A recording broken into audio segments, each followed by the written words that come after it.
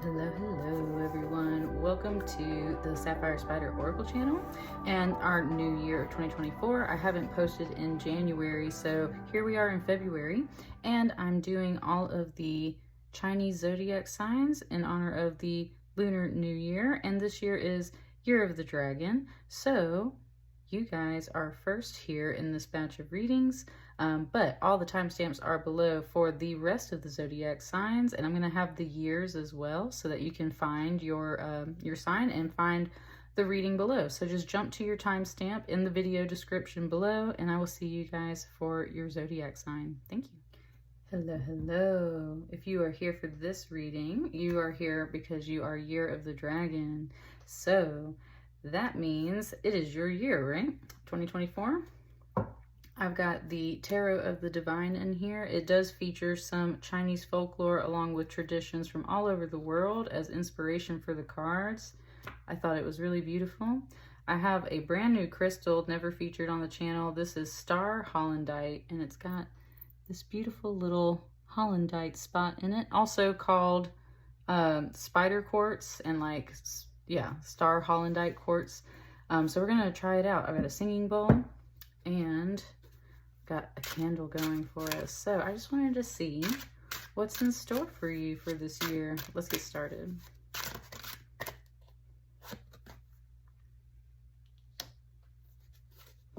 Ten of Pentacles, 10 of Coins. It said keep going. It said keep going.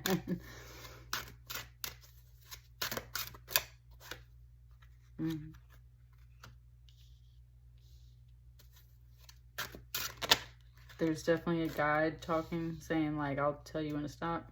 We're good for now.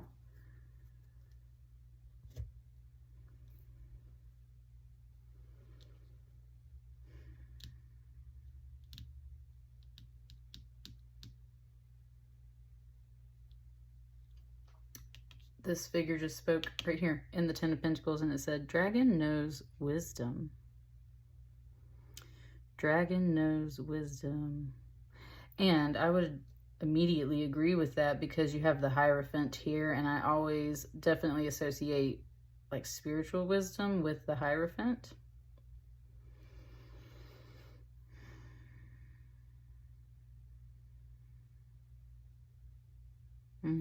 Speaking again, said, look how far you've come.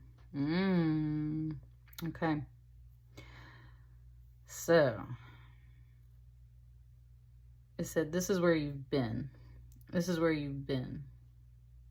And it just said the question of like, you've almost been lost for a little bit. So, where you've been currently at, either in the previous year, past few months, past few weeks, it was this 5 of Cups. Where you've been really sad, down in the dumps, feeling like you're drowning. There's this arm pulling her back into the water. So very much this impression of like, is it inescapable, right? It's just something keeps on pulling you under. It's been very emotional and difficult. For the first time ever, it's really pointing out this like house or this gateway back here in the background with these lights in the windows. It's like you were forced out of your home in some kind of way. You were forced out of a space. And it's like you can always see it over there in the distance as a reminder. So something keeps pulling you down, and it's because you can, it's because it's over here in the distance.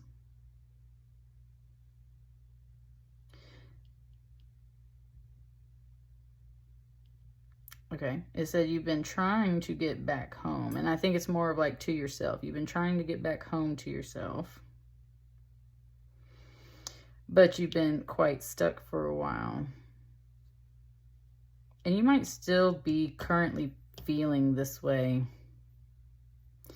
And this is very much feeling like a grandfather energy.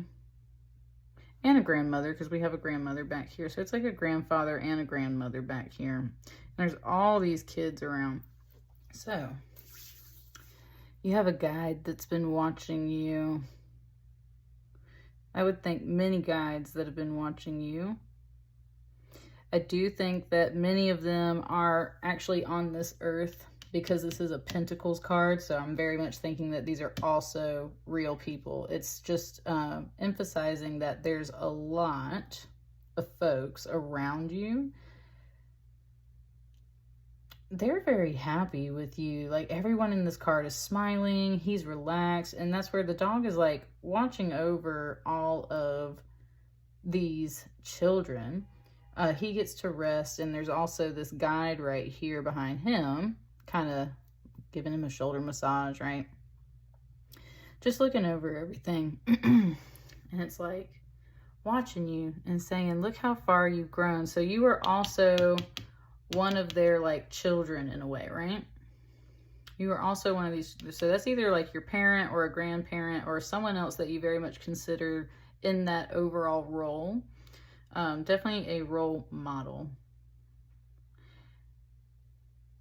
And their message to you is like, look how far you've come. So you're going to end up over here at this Hierophant card.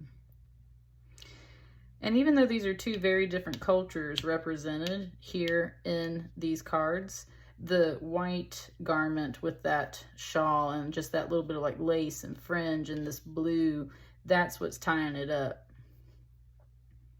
This is a Native American tale. She's a particular figure, goddess, that comes to the people, and she not only gives them certain things like plants and seeds and, you know, things like that, but she also teaches them how to maintain their way of life and how to do these same practices. Kind of that motto of give a man a fish and he'll eat for a day, teach a man to fish and he'll eat for a lifetime. That's what she does. That's what she does right there. So, oh, also, she also has a pipe, and so does he. So there's something there with that. And that's why we have all this smoke here. It's kind of talking about like saging and cleansing, and there is like, though it is kind of mentioning just like tobacco in general, or like any kind of herb that you would smoke. So there's something there about like that pipe. That's a little bit of a mysterious thing. Well, and at the same time, it's not. I was going to say, usually men smoke, so it kind of makes sense here. And when we think of like chiefs or like anything that's like a leader, a male figure of more indigenous cultures, they usually are like smoking a pipe at some point, right? And it's kind of an indication of their status and their privilege and their luxury, and it's also a ritual practice. You can hear my dog howling and stuff. There's something there about that. In Native American practices, we always call it a peace pipe, right? So it's just one of those things where they have their own rituals, they have their own set of practices, they have their own thing that this might represent. And that's where this one isn't fully connecting yet. It kind of makes sense for him.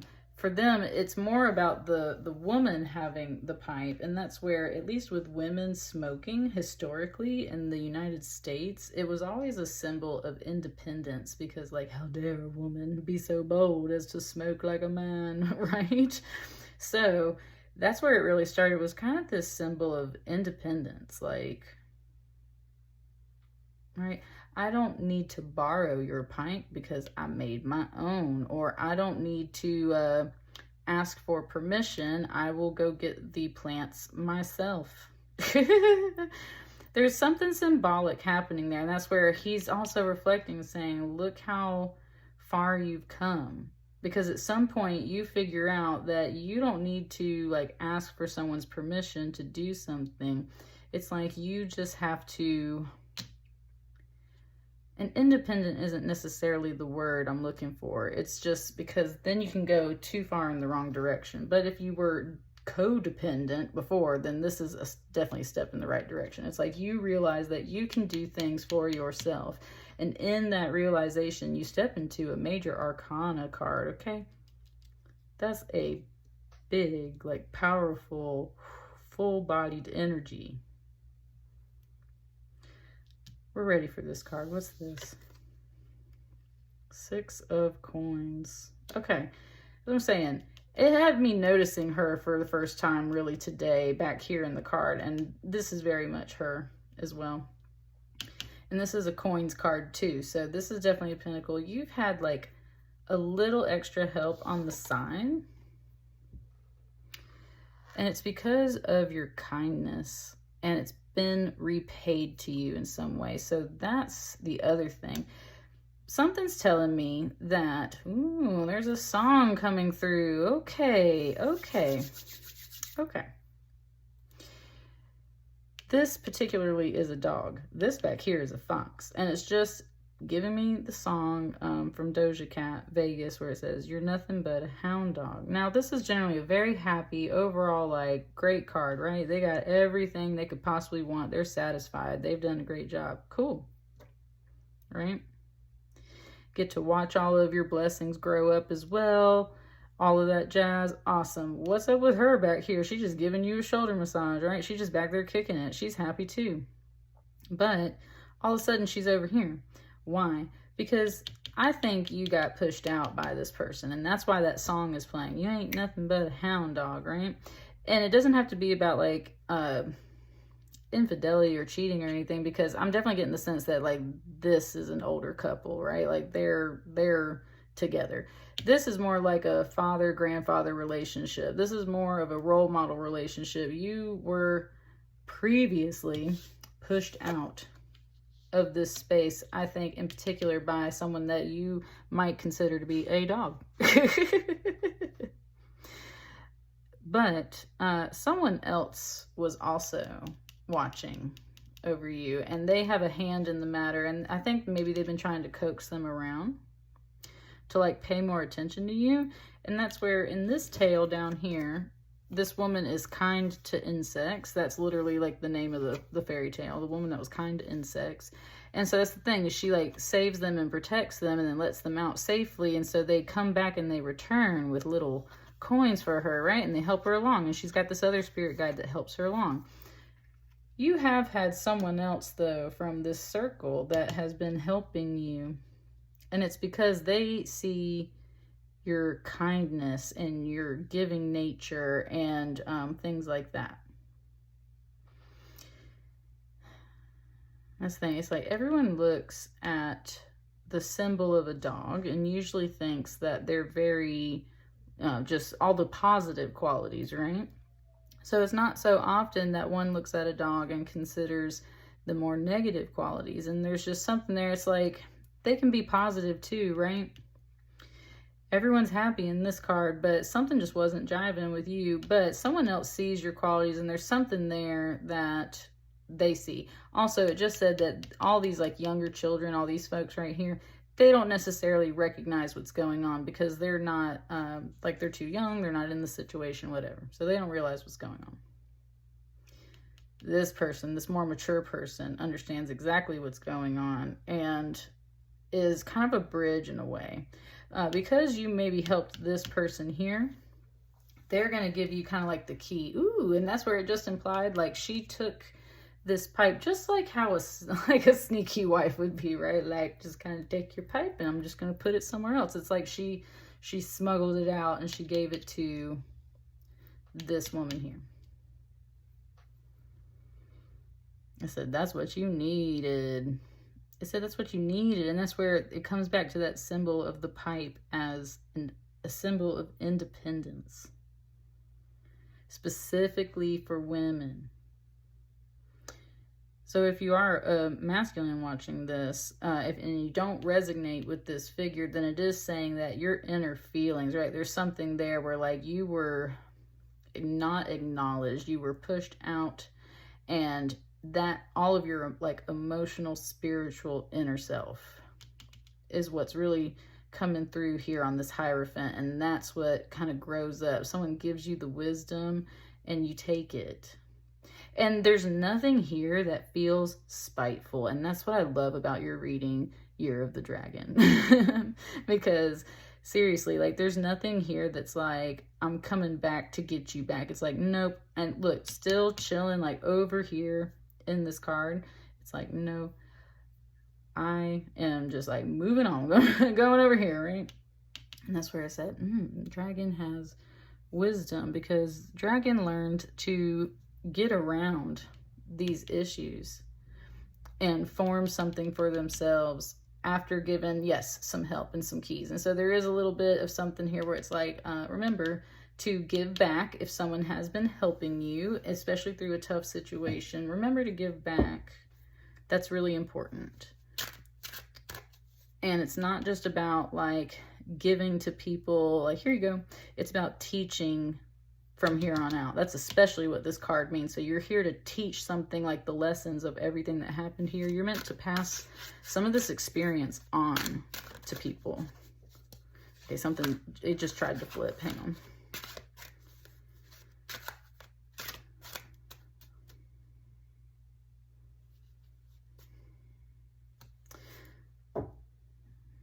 It's being very discerning. I was going to say, hang on.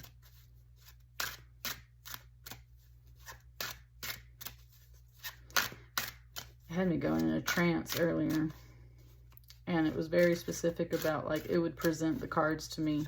So now that it's been kind of giving me a few, I'm like, what? There it is right there. The sun. The sun. Ooh.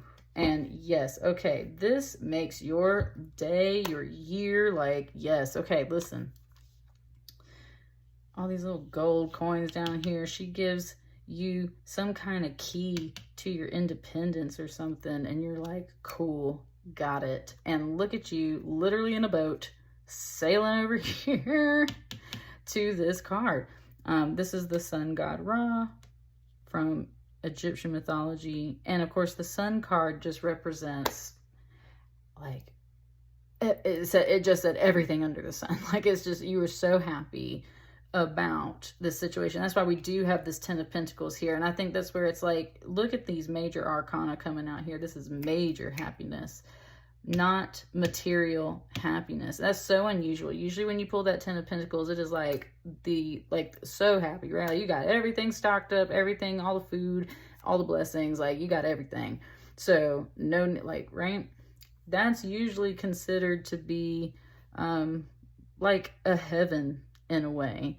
And the whole thing is you're like kicked out of that, and you're just like, cool, you know what, I guess I'll just be sad out here. No, not this year, honey, not this year, honey. Someone's been watching you. They watched this whole thing go down, and they're like, no, you deserve something nice. You deserve a little bit of a tidbit of some help, basically. And you just take it and multiply it like astronomically, exponentially. You go up to that major arcana. You've learned from all this. I'm going to teach people about this. But the whole thing is, once you get this key, and he's literally holding the Ankh, which is like that whole key of life. Once you get that key, you're like sailing, so happy, because I think you finally get to break this cycle. And that's the whole thing. You're so happy because you finally get to break that cycle.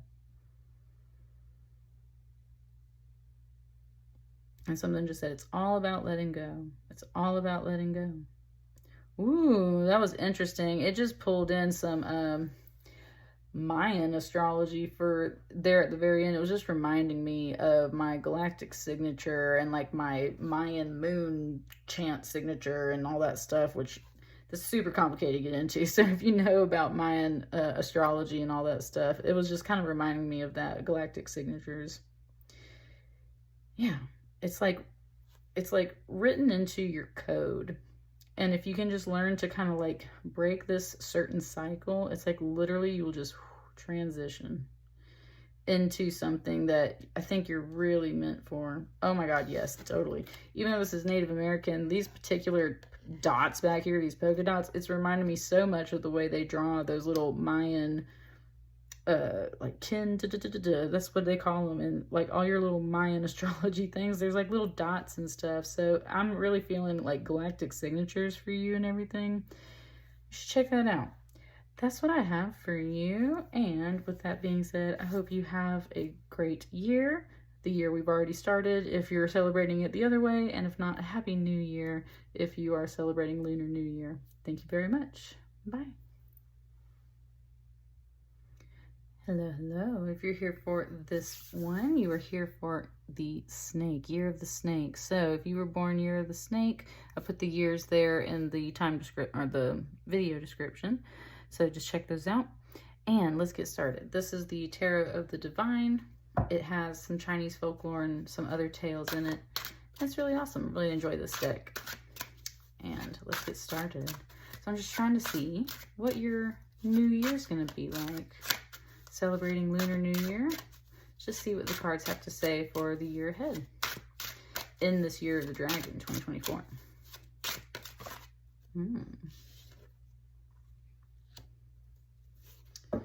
Some of you possibly getting married.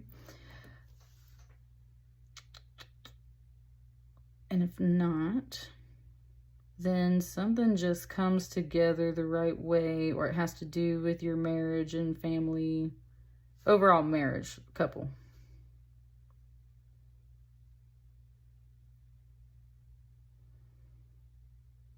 That's a straight up vibe off of this right here.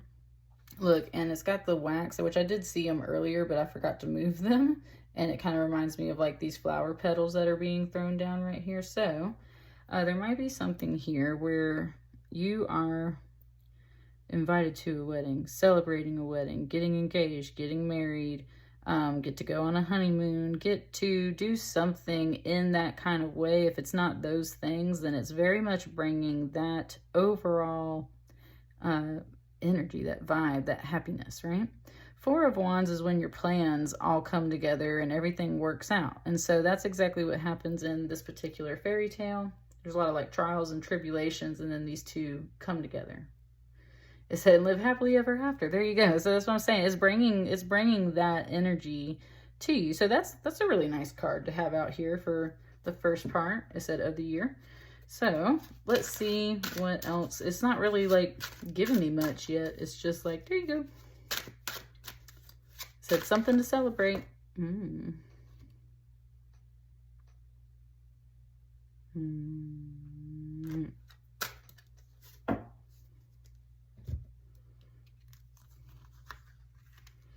Interesting. I was gonna say I just did dragon, and so doing yours, your energy is kind of like it's kind of like waiting a little bit.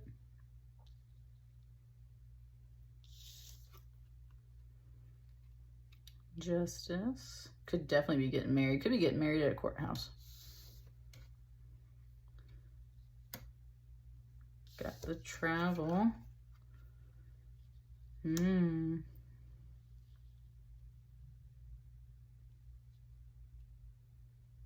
Okay.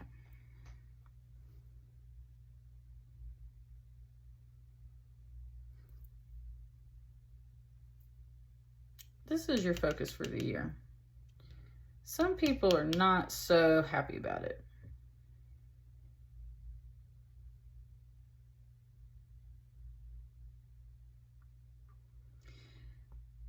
Okay, it just said definitely like some jealous people. I just felt like something kind of pop in the back of my heart chakra, like my back was popping and stuff. So I'm saying like there's some people behind your back that don't like this. And just made that crystal move when I did that. They don't like this.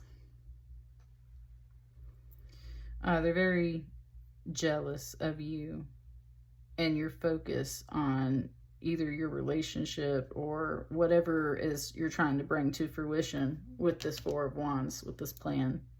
So you are meant to continue shining anyway. That is literally the point of this particular fairy tale. Also, though, here's the thing. These people are actually these like shamans, and they take students to go learn to be a shaman, and that's what this figure is doing right here. And then they have to pass all these tests, and if they don't pass the tests, then these figures eat them, right? So it's like they're simultaneously teachers and these like monster things that will eat you if you just aren't good enough, right? If you're not good enough to pass the test. And that's where there's something here where it's like, definitely with like relationships and stuff, it's like if you're not good enough for somebody, right? You're not good enough for this, you're not good enough for them. And yet they are your teacher in some kind of way. They're a teacher. They're teaching you something in some kind of way. So this Three of Coins is a tricky energy. It is about teamwork, and at the same time, it's about like you might also need to shine a little bit on your own if you got some folks that are just not, and that little ant just crawled across there. Yeah. Like you gotta maybe shine on your own if you got people who are, and I think it's both public and secret at the same time. It's like they haven't totally expressed their like jealousy and anger outright. It's like you can just feel it in their gaze, right? That's what's going on.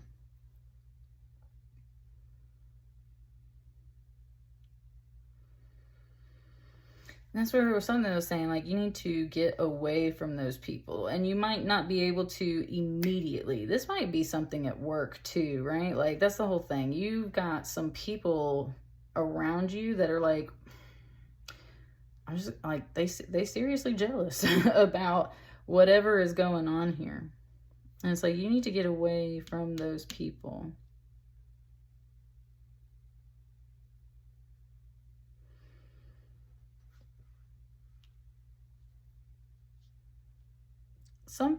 Someone is watching your back though. Okay, it just said like HR. It just said HR. Yeah, no, there's somebody at work that's like not happy about a promotion, about your relation, something with your relationship too. I'm definitely getting a mixed bag here. It's like really strong relationship vibes and stuff like that, and then there's like work, and if it's not work, it's literally your co-workers, these people that are supposed to be your friends. There's something there like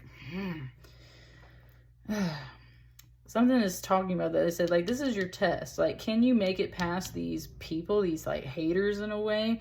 Because that's the only way that certain things actually last. Plans and relationships, right? You got to make it past people that are like hating on you. And you got to keep on vibing and keep on going. But there's somebody here watching your back the whole time, and they are a major arcana with this Justice card. And that's where it's like, and I always say like, right, HR, if you know that you work at a place that has a good HR team and anybody's doing something to you that shouldn't be done, they're harassing you in any kind of way that affects your job, like go talk to HR, okay? Go talk to HR. And HR will either send you into a space where you are safe, or it will send them packing. Either way, you get to transition out of that energy. And I think that's really important to you this year, because that's the thing is you just, this isn't totally within your control. I think you need this energy in order to truly get past this. You're doing a good job. This figure is smiling and happy. And I'm really getting the sense that it might be, if you're like a couple and there's a man, right? I'm really getting the sense that it's kind of like more of his job possibly. And maybe like you just got to get out of the way. Because somebody is possibly watching and jealous, and it could be for all kinds of reasons. So take it how it resonates. Go to HR. Go to the people that are going to be able to help you in some sense. That is straight up what this card said. HR, right? Human resources. That human part is important too. So yeah, this is a real person. This is a real person. This is a human resource for you. This is a real person. Okay, yeah, no, okay, it's pretty clear now.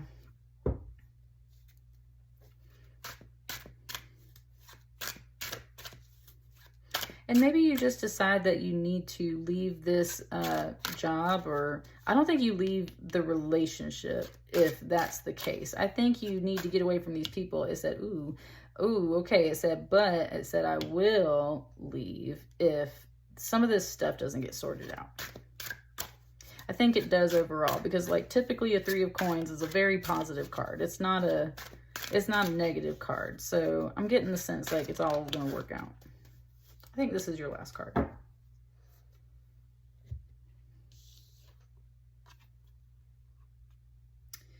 Six of Cups with that Six of Swords. Something just came through and said, oh, she's trying to be friends. Like, I forgot. Yeah. No, somebody's gonna either apologize or make up with the Six of Cups there. And it does have to do with some kids too, I would say, with the Six of Cups. Like, that's the whole thing. It's hard to work when you have kids sometimes because they require a lot of attention. And that's where someone might, I've had that happen before at jobs all the time. And I've even been the person where it's like, oh my God, right? You got to let this person have another day off because of this and that and whatnot. It's just hard when you've got kids and everything. And that's kind of where HR steps in and is like, you're good to go. You're fine. Don't worry about it. Go take care of your kid. Walk right on past these people. Don't worry about this, or go focus on your relationship if it's not about kids. Go focus on what you need to focus on. Don't worry about these people. And I think that these people have to issue like almost like a formal apology, because it's just the way like these people, it's typically just a very sweet energy. And that's what I mean. Look at this bird. Look at that black cat and the bird. That's what I'm saying. HR is watching over this. Someone has to come back and offer you like a peace offering, like a gift, like an apology. They have to come back and be like, hey, I'm sorry I said that or stressed you out or did things that I did. I shouldn't have been acting that way, right? We are a team. Like all that stuff. Oh my God, Snake. We're a team.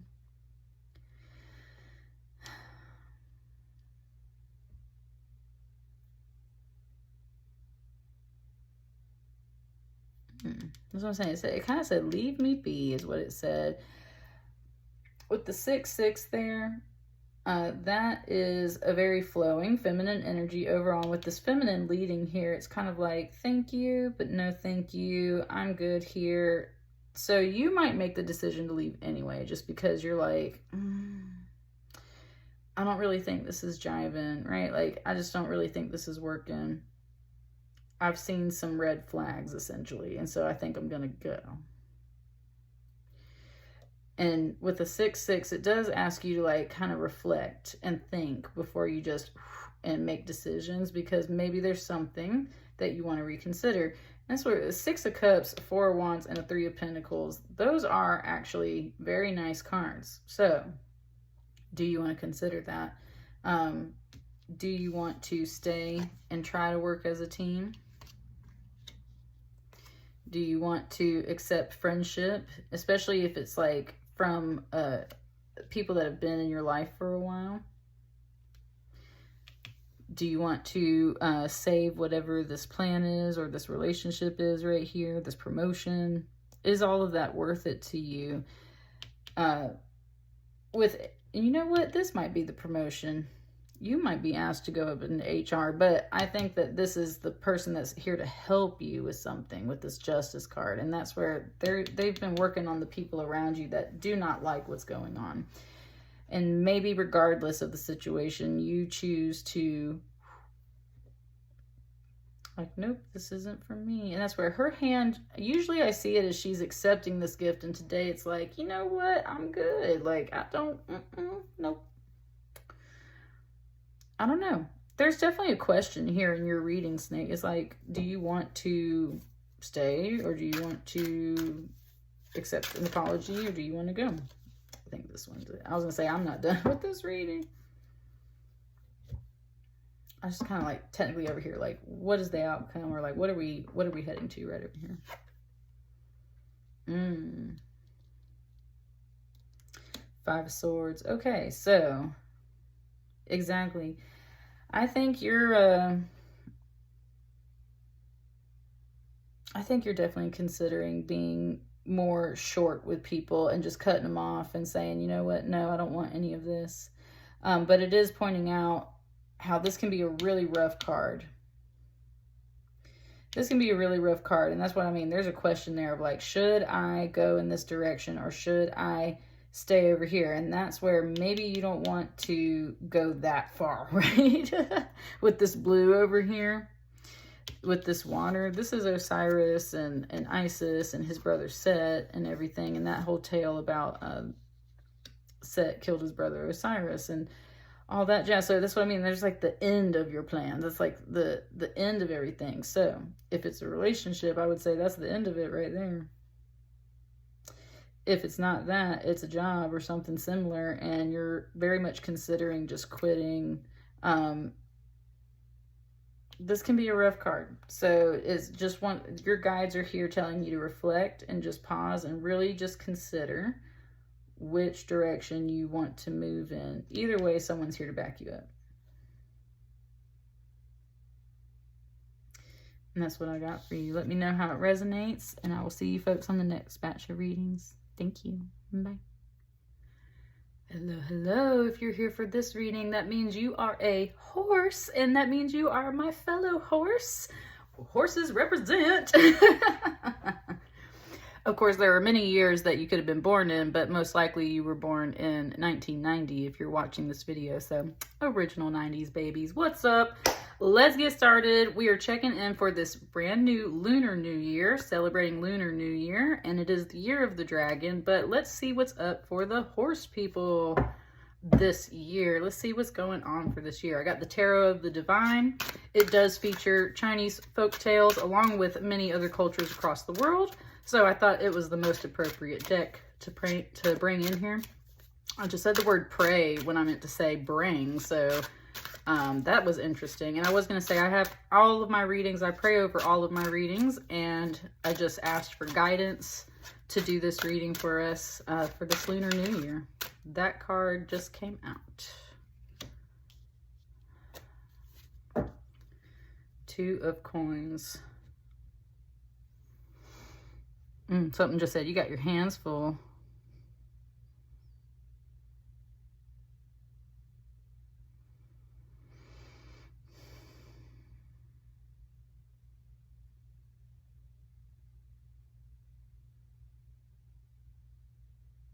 She's got me sitting here.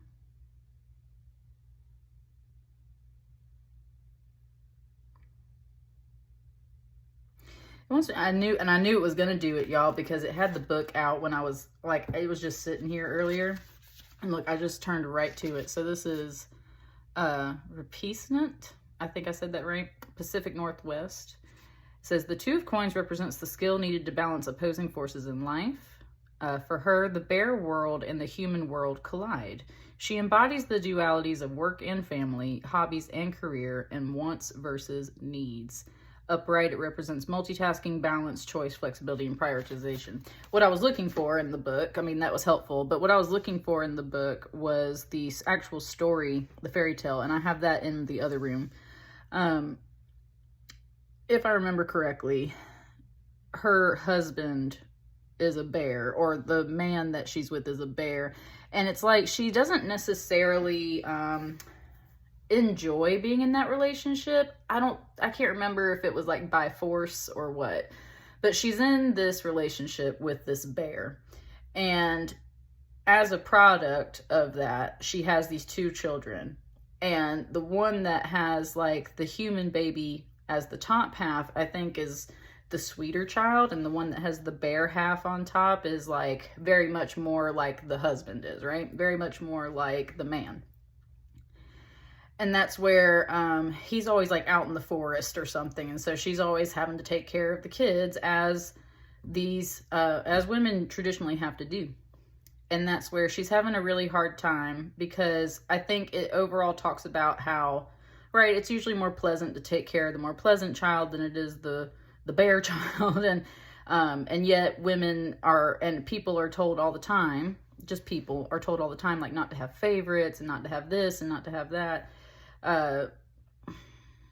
You have some conflict when it comes to balancing certain areas of your life, and you have these two obligations, essentially, whether it's children or other people, or maybe it's like jobs and career and stuff like that.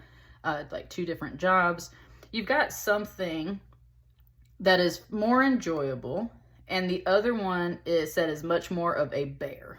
Is much more of a bear, right? It's a bear to deal with.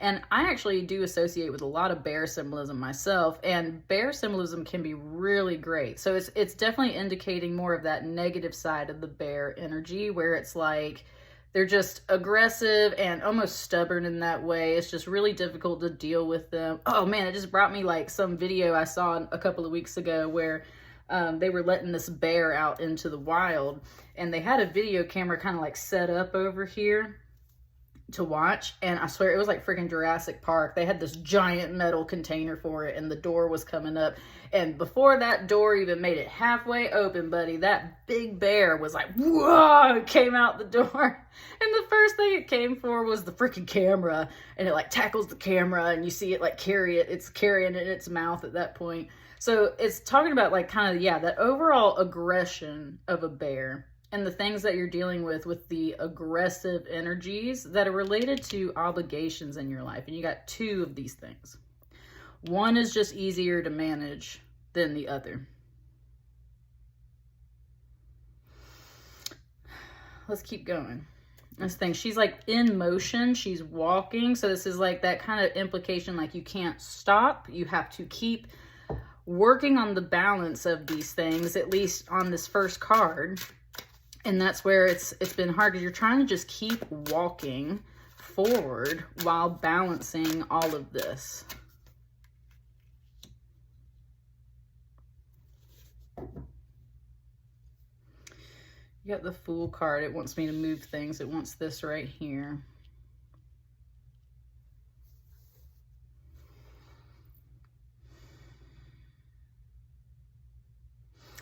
Okay, there was a little child voice over here and it said, where are we going? And the answer was, I don't know. I don't know. With that Fool card, you don't know, because that is literally a brand new journey, brand new chapter. Have no idea what to expect. That's what the Fool energy is. You usually see it depicted as them stepping off a cliff, and where some people say that's just foolish because you're obviously going to fall and hit the ground. The Fool believes that, right, like that magical rainbow bridge, essentially, or the air itself will catch him, and therefore has faith in whatever journey they're about to take. And that's the important positive note it wants to bring up here. It's like, that's kind of like your message to the children, in essence, or the people around you. It's like, have faith that whatever this new adventure is going to be, it said, is the right path, is the right thing to do. It said there's like no guarantee that the journey won't be hard, but have faith, step out on a bit of faith, and believe that wherever we're heading to is good. Woo, Lord have mercy. Woohoo, Lord have mercy.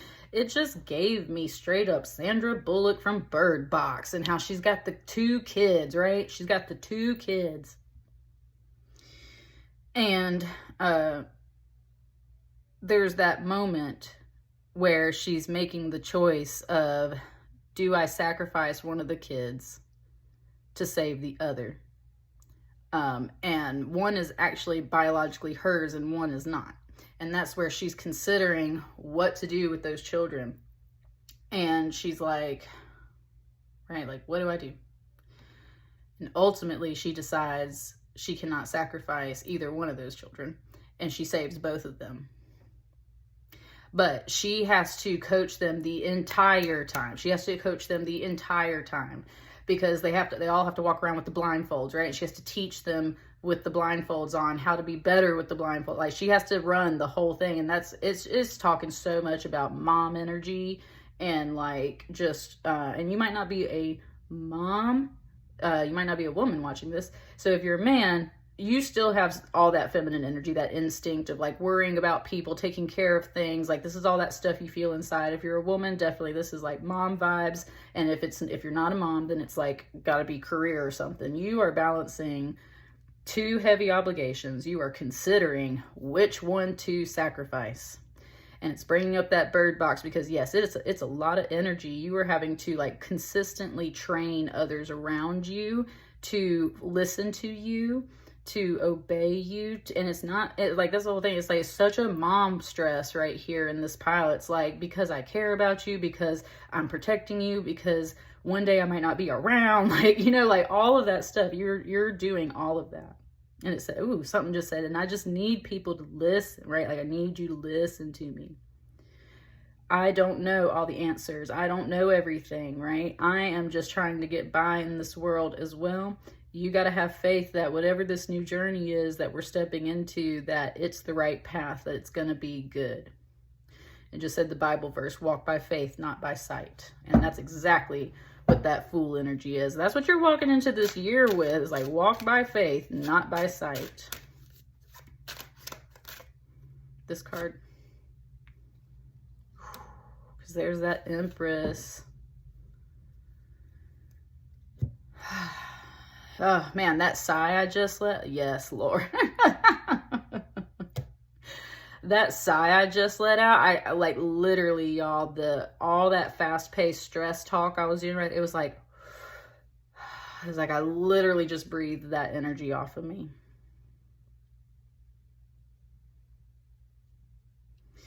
This is essentially Mother Mary, Virgin Mary. Oh, interesting. Wow, that was weird. It just brought up the virgin part, and it was talking about, again, like the kids and everything. And I don't know, it was just bringing up that fact that you don't have to actually have given birth to be a mom, right? And even though she eventually did, it's like she didn't conceive. It's just talking about all the different ways that your mother energy is activated. That's why I'm Mother Spider here on this channel, because of the fact that, like, that's just a big energy that I tend to embody, whether I want to or not. Sometimes it's like I might try to break out of that mom energy at times, and it's just kind of like I can't help it. I naturally gravitate to it. I think you do as well, my horse people. I think you do as well. And that's where you feel some peace. There's something, it's like that great mother energy comes to you. Ah, thank you. Yes, man, she's talking. Mother Mary is in here for you. Mother Mary is in here for you right now. And there's like this, it doesn't want to say the word wall. There is this veil holding back a lot of emotion. I can feel it like inside of me right now. This is Lady of Guadalupe, which is essentially the Virgin Mary. And the tale, this isn't a fairy tale. Oh Lord, they talk in it, said, this isn't a fairy tale. This is real. This is real. This is documented history as far as we know. There was a man, and it was like his sister, his daughter, his mom, somebody was sick. And long story short, he's like traveling to go to this other village to find the doctor or find the medicine. And the Virgin Mary appears to him, and she opens her robes, and all of these Catalinian roses, not cotillion, Spanish roses that don't grow in the area. That's the important fact, is like they didn't grow in that area until all of this happened. So supposedly this vision of Virgin Mary shows up to this guy who's stressed about his sick family member. She opens her robes, and all of these roses fall out, and it's a miracle. And that's why she's celebrated with all of these roses and these flowers. And that's why she's so celebrated in Central and South America, because it's one of those kind of like so-called documented miracles. And so like, this is real. This is real. And it's just so relaxing to be in her energy, in her presence. This is a miracle given to you, definitely, to your motherly energy. Whatever you're trying to nurture and take care of, you do need to walk by faith, because yes, like, you reach this final destination, which this is eventually your own energy that you embody here on earth, as far as that Empress energy, that creative abundance of like being able to just produce stuff right from your own energy, like the flowers falling out of her cloak. That's the energy you're going to, where you can just ta-da, and like poof, everything just appears. You're not there yet financially, physically, like you're just not yet there. But you are going, it said the magic touch. It said, but you are going to be there. You are going to be there. For some of you, this is talking about your journey to motherhood, to becoming a mom, perhaps. And finances worry you in that way. And that's why maybe you haven't had children of your own yet. And I don't know. Man, it's trying to talk. There was also that kid voice over here. And some of you already have spirit babies that you are in contact with. I have spirit babies. I've had spirit babies since 2020. And I do believe I have multiple, but I have one in particular that really talks to me. And that's where sometimes I do listen to that voice because they are a guide and they are definitely along on this trip with you. So if you're someone that has had your spirit babies connect with you, and I've had them connect and literally come to this earth plane. So now some of them are physically here. Like I can just tell when certain children are connected to my life and they come into the earth plane. And sometimes I know about it, sometimes I don't. I still have my spirit baby though that just like talks to me. And so that one has not come to this earth plane yet, but I still hear it. And just like the Virgin Mary, you are getting something like that too. Like you're getting an inkling of your life. You might be in contact with your spirit baby. You might be in contact with Mother Mary energy. And it's just overall kind of like letting you know that whatever this journey is, but I think especially in regards to motherhood and children and all the factors that contribute to that, it's like walk by faith, not by sight. Kind of like when it happens, it happens. It's meant to be a miracle and a beautiful thing. So like, don't stress about it so much, right? Breathe and relax. Breathe and relax about it.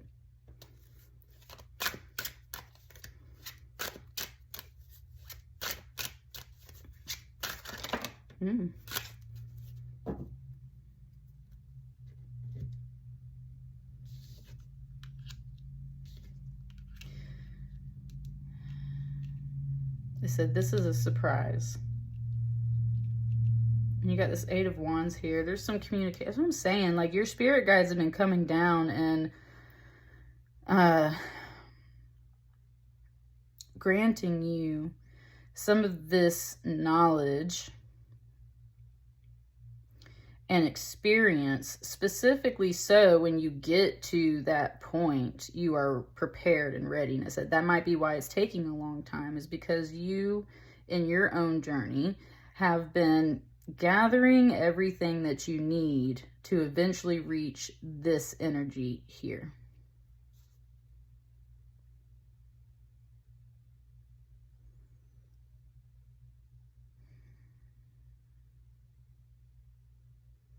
And that's the thing. This is a Wands energy. This is the fire of knowledge, the fire of communication, the fire of like the secrets of the universe.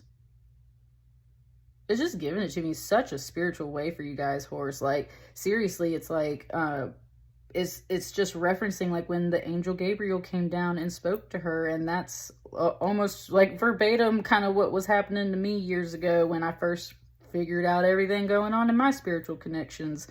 So yeah, it's like you've had spirit guides coming down and giving you some of this information. And it said, if you haven't even reached this point yet of the Fool, of like starting a new journey, it's like they will come down and lead the way to this, right?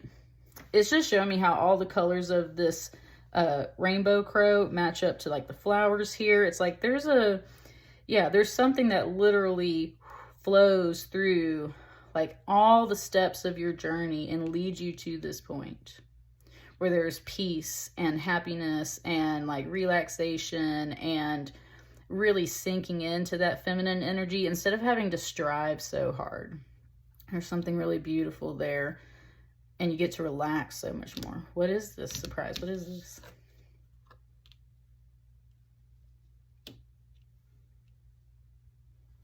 That's the Hanged Man, that Sleeping Beauty.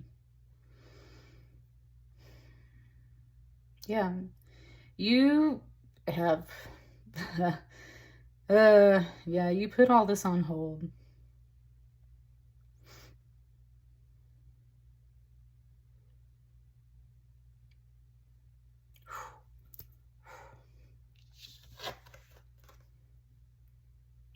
This crystal is fire. I've only had it for a few days. It's brand new, and it's the spider quartz, and you can also call it star Hollandite quartz because it's got that little black spidery spot in it. And it's just showing me her hands and how the shape of that crystal mimics what's there in her hands. And then she's wearing the Valknut, which is actually a symbol of Odin. And that's where, just like how Odin hangs himself upside down from the tree, which is part of that hanged man symbolism, she is like choosing to sleep on this right now. And I think it really does have to do with like having kids and stuff. It's like you are just sleeping on this right now. You've put this on hold because in the real world, all of this like emotional and spiritual energy has not been translating. Like you sense and feel so, like you got major arcanas over here. I'm telling you, you really got like the spirit guide. You got the Bible verses. Like you got a lot of things that are just like, they really speak to you. And like you can just feel the depth of the connections around you. That's why you stress so much about these things. And at the same time, you've put all this on hold because in the real world, we are sitting here with 2 of Pentacles. And you're sitting here in reality with your hands full.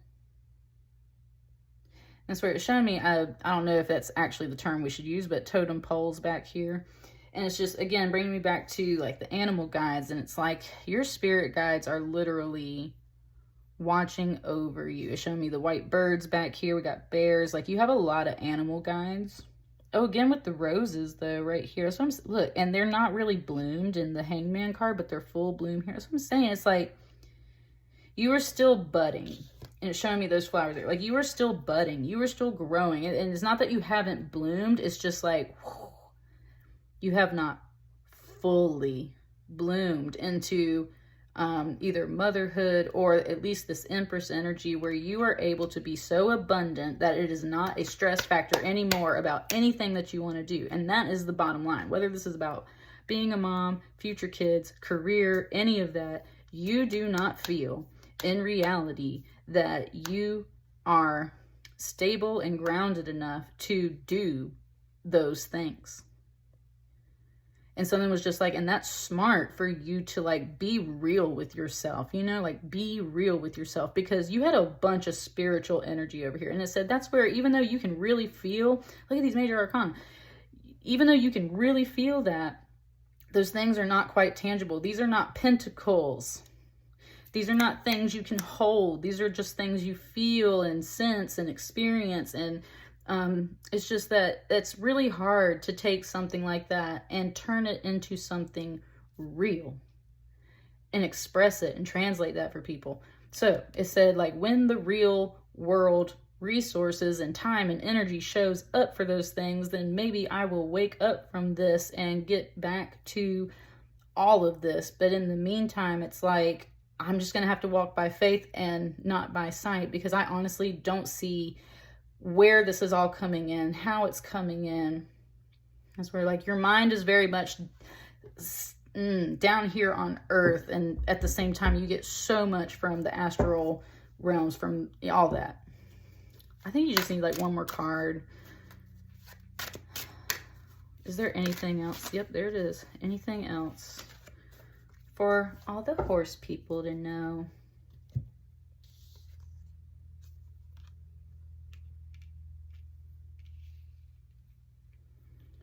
Queen of Wands. Let me sit with it because when I pulled this card for the last reading, it had a very particular vibe. Let me sit with it.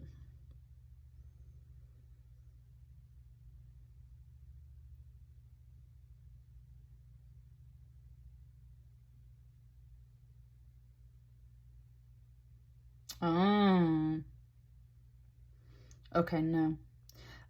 If there was a question about your fertility overall, like your actual fertility, which again, that can be a symbolic imagery. I'm talking about how these flowers haven't fully bloomed and everything. This Queen of Wands is here to tell you that you're fine overall. If for some of you, it's really a question about that. Like, can I even do that? It said, you are hot. That's what it said first. And when it said that, when it said you are hot, for most of my horses watching this, you're at the age where it's just implying that your body is still operating as it should. These flowers are a little bit further in bloom, and that's where it's just saying, like, underneath this, like, you're fine. It's totally possible. It's just the timing and the resources that are really the issue. And so therefore, if you're a horse that was born, I think the other year is 1978.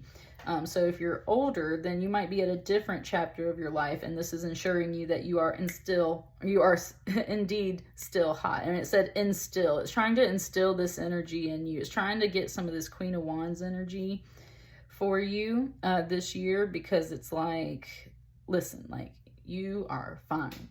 You are sexy. You are hot. You look good. You deserve all of this, all these like really big energies that you feel and sense. You deserve to have kids. You deserve to have your career. You deserve to have everything in order before it comes to pass, because that's what's going to make it feel like a miracle. And instead of being stressful, it's like you're just so tired of being stressed. So you put all that on hold. It's like, I don't have to have all these kids. I don't have to have all this stuff if it's going to make life really difficult. I don't want that for myself. I don't want that for future children, right? And at the same time, it's like you can really feel your body kind of just right, the time. It's growing older. Everything is happening. Time passes. What am I supposed to do?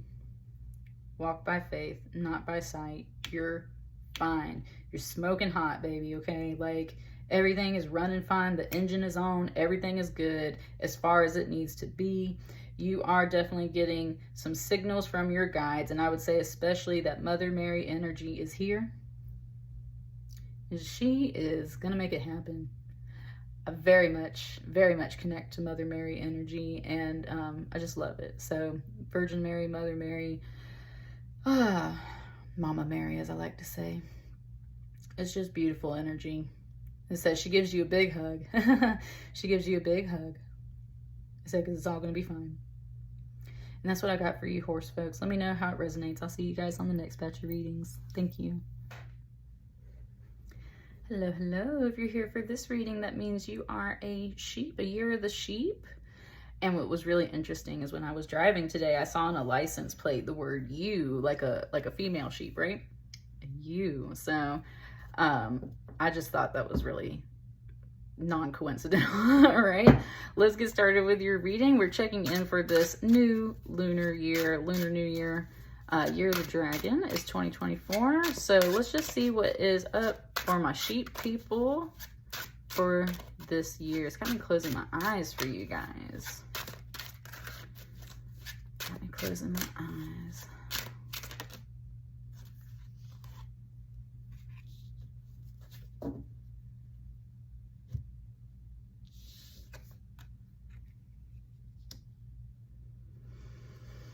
Two of Swords. It's a Two of Swords, but there's actually three choices here. Number one, there's a like Hydra over here on the side that she can go face. There's a whirlpool that like sucks you down to the water that she can go face. And then there's the fire she's standing in, which I believe is supposed to be a circle of protection, right? And at the same time, you have to like cross the flames to go face one of those things. So it's about choices. But that's where your guides are coming in and saying that you need to, like when you're presented with a choice this year, you need to pause and focus and realize that there's not just two choices.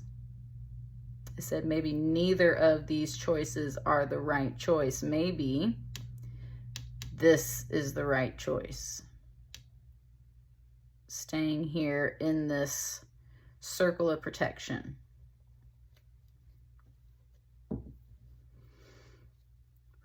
Energy is like real quiet for you guys.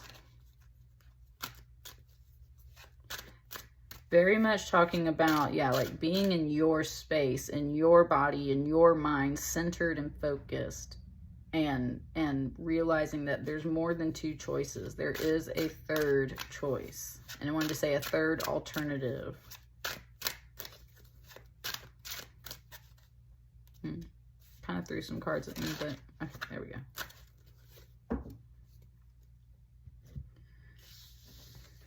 All right, I think these are our two choices, at least for now, and then we'll see what comes here later. Look at that water. Look at all that water. Look at that. That's sake, but still a liquid. This is a cups.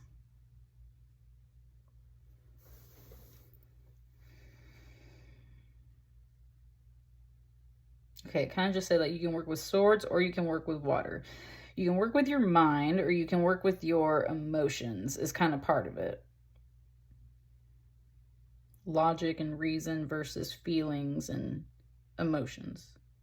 And there's a little pain in my heart chakra, and that's why it wants you to stand here in the center, because yeah, with all this liquid here, this is definitely, there's emotional energy for sure floating around, and that's where your mind is kind of trying to compete with it too, to bring you to center alignment right here. I think because you know that your mind will tell you one thing and your heart will tell you another. I said, so what's that in between, right? What's that third option? With the Six of Swords, you're thinking about transitioning, at least from choppier waters to smoother waters, which could mean leaving a situation, right? Picking up and moving somewhere, changing jobs. It could have something to do with children. You're definitely on the lookout for an opportunity to get out of these general situations back here, these tough situations, and you're trying to get to something steadier. That's the logic. That's like the fact of your reading for this year. It said trying to make a change. Yeah, like you have made up your mind that you want to make a change. However, you foresee the issues that are there with that.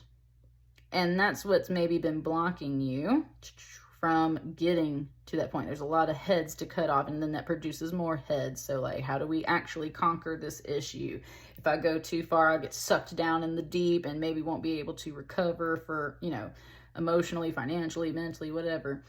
You are trying to leave some kind of situation behind because you want to make better choices and changes for yourself, but there are obstacles. In your heart, this is truly what you want to do. With that Ace of Cups, you can feel it. You can feel it. That is something beautiful and new, and it feels right.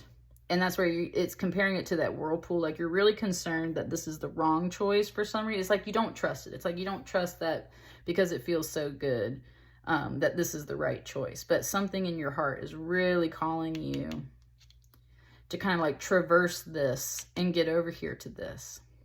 And that's where it's like, there's got to be a better way. Like, do I have to go through all of this? And that's where you're pausing and thinking about what is the best way to reach this without having to go or deal with so much of this.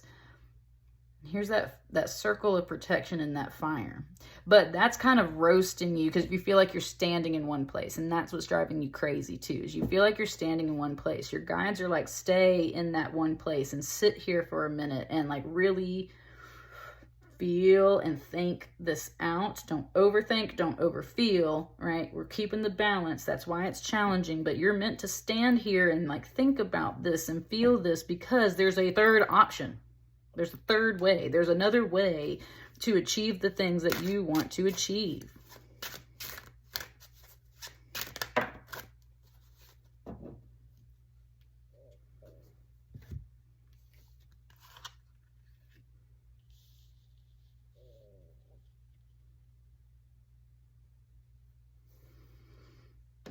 And then it wants a card right there in a minute.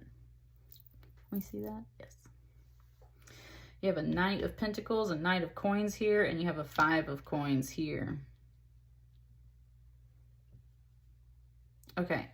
This is something about your passion could be about helping others, like offering shelter to them, granting them resources.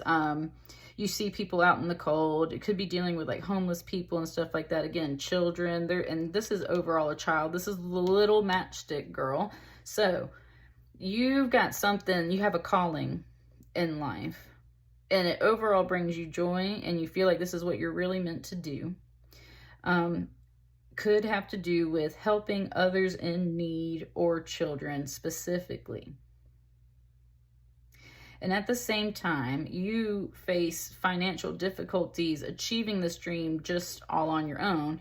You might not have what you need. This could be about like going back to school and stuff with the swords. This could be about going back to school and the pentacles. This could definitely be about like going back to school to get a degree so you can have a better job, so you can, give more support to other people. But there's a lot of obstacles in the way because you got to feed yourself and feed everything that's happening already right now. And that's where with the Knight of Pentacles has been very slow moving energy overall. And this is also an encouragement, though, to start making slow, steady moves in the right direction. This Knight of Coins also travels. So there's definitely an implication here that you need to start moving into this direction. You don't need to think about it anymore. I think you already know what you want to do. I think you want to go back to school, or you want to change your career overall. There's a calling that you really feel, and it's like, this is going to fill up my cup and make me feel better about what my role is in the world. I've been stuck though because maybe I don't have the financial resources. You are still being guided to start taking those steps, start looking up information, start interviewing, start doing what you need to do to move in this direction.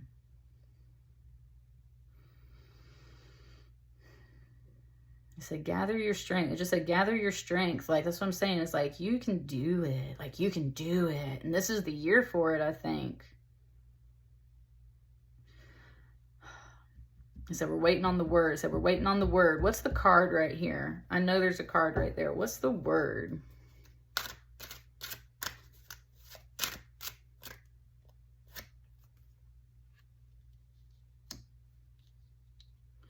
Four of Cups. It said the word is you've been kind of like you've been a little distracted, or right, you have not been pursuing these things the right way. Almost like you've been disinterested, and that's why, yes, it just gave it to me. That's why she's sitting here focused. It's telling you to go meditate, because what it's saying right here is there's something that you've been missing, as in a sign, like you've been handed the stuff before, but you weren't paying attention, or you mishandled that information. It's a Four of Cups. So this particular tale, this is a real nightingale, and it was singing, and the emperor loved the song so much and like caged it and everything and brought it inside. And of course it got sad in the cage and stopped singing. So then the emperor returned his attention to these shiny little automaton, like these singing birds that are made out of gold, but eventually they break and they don't sing either. And that's where he gets sad yet again.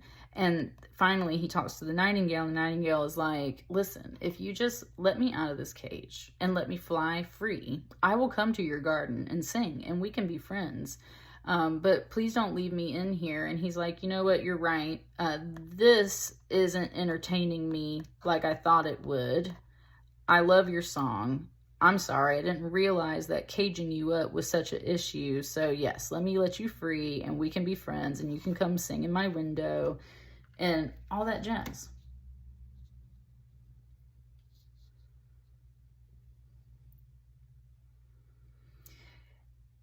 All of that tells me that it's like your focus was on the wrong things, right? And it doesn't want to say distraction. It's just that we get caught up in some of the more superficial things that don't really matter. Because at the end of the day, your heart has to sing, right? You cannot bottle, and that's the other thing about being so frustrated about being here in this circle of protection. It's just like being locked indoors in a cage. It's kind of like, okay, yeah, this is cool, but at the same time, I'm kind of encircled here. I'm caged here. This is not fun either. I really have this calling to me. I don't think I can financially get there. So what'd you do? You just turned your back on it and you just stayed inside and kind of occupied yourself with everything else going on in life.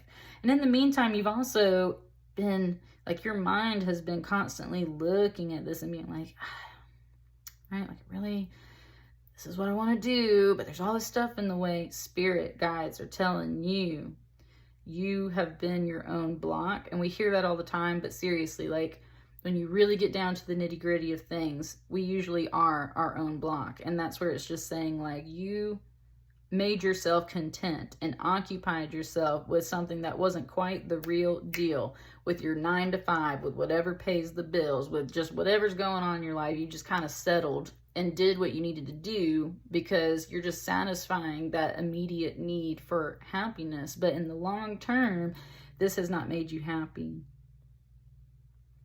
If anything, it made you feel like you've been left out of your passion for too long. And so that's where you're trying to get to it. So despite your financial concerns and everything, it's your guides are talking specifically through this card. It's saying, like, finances, friends, guides, all of this stuff will show up when you've brought your energy into alignment and you've made up your mind that you want to be set free, that you want to follow your heart song and go after the calling that is in your heart. And then everything will appear. So start aligning your energy. Again, don't overthink, don't overfeel. Just make your decision and know that you can achieve it. Get past whatever in your mental or emotional state is convincing you that you cannot achieve this. That's what you really have to get past. Something within you is telling you no, and that's where others may have blocked you as well. So yes, you can do it. Yes, you can have it. Yes, you can achieve this. Start making your baby steps and it will all align. I said, and even when you face opposition, come back to center and remember, like, you can do this. What is the other way around these issues? If you're caged in, can you negotiate? If you can, right? See what you can do. There's always a third option is what it's saying. It's a great reading. That's your advice for the year. Let me know how that resonates, my sheep people. And I will see you guys on the next batch of readings. Thank you so much. Bye. Hello, everyone. Welcome to the Sapphire Spider Oracle channel. If it's your first time being here, thanks so much for checking it out. And if you're a returning viewer, thank you for stopping in. This is the first batch of readings that I'm publishing for 2024. And we are starting off with the Lunar New Year, celebrating the Lunar New Year. And that's where we brought in the Tarot of the Divine. It features Chinese folklore along with folklore from other series, from other cultures, excuse me. And if you are here, look at these two cards already ready for you. If you are here for this reading, it is for Year of the Monkey. You were born Year of the Monkey. And this year is the Year of the Dragon. So, Year of the Monkey. Let's see what you folks have for this year. Year of the Dragon. What is in store for you guys? What do your guides have to say? We have an 8 of Swords and we have the Tower. Okay, but straight up, I'm getting such a good vibe already because let me tell you, I feel like I'm in tune with you guys because all day I've been driving around thinking about the movie Tangled. And I was like literally just on my way home and my whole commute, I was thinking about the movie Tangled and when he cuts her hair to save her from the curse, right? The curse that she's under. And look at this. Look at this 8 of Swords. Even though this is not her hair, this is a donkey skin. You can't deny that the symbolism is the same. It said a long train, a long trail. You've got a lot of baggage that you are getting rid of this year. And I feel like it is a big year of upheaval for you, monkey, but I feel like it's going to be good in the end. I'm telling you, I've just been in that Tangled vibe all day long. And the point in that movie, which has been a while since I've seen that Disney movie, but at that point in that movie, Finn, the dude, cuts her hair, or she cuts her hair, whatever. Anyway, she cuts her hair to like save him, or he cuts her hair to save her. Either way, it's the actual act of cutting her hair that breaks the curse that she's under, because it's the hair that holds the magic. And that's what I see here. You have this donkey skin, which is the fairy tale here, or this cloak. And it's very, that's what I mean. Like, it's shabby. It's like, that's where I'm telling you, it's like baggage. It's like you've got this history behind you that you carry around. Sometimes people really do cut their hair for all kinds of symbolic reasons. That being, you might just be like cutting your hair this year for the first time ever. You cut your hair for all kinds of symbolic reasons, or sometimes it's an offense when people cut your hair off, right? So this is just presenting it in this way, symbolically, of you might have to cut your hair this year in order to free yourself from something that is tying you down and got you all stuck and bottled up. And your guides are just insisting that like this is going to be a good thing.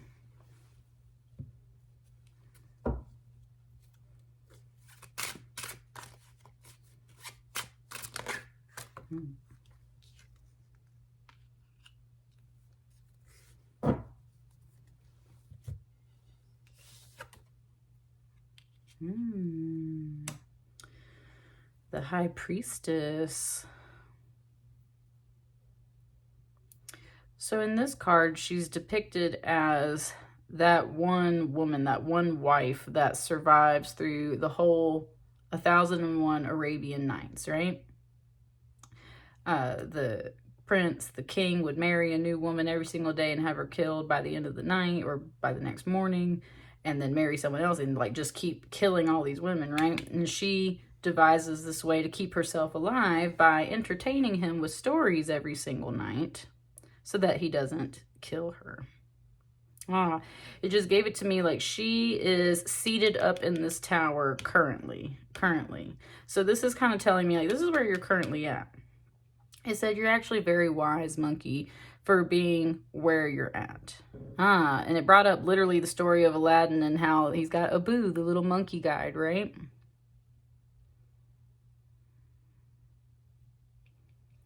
This person is seated up in the tower.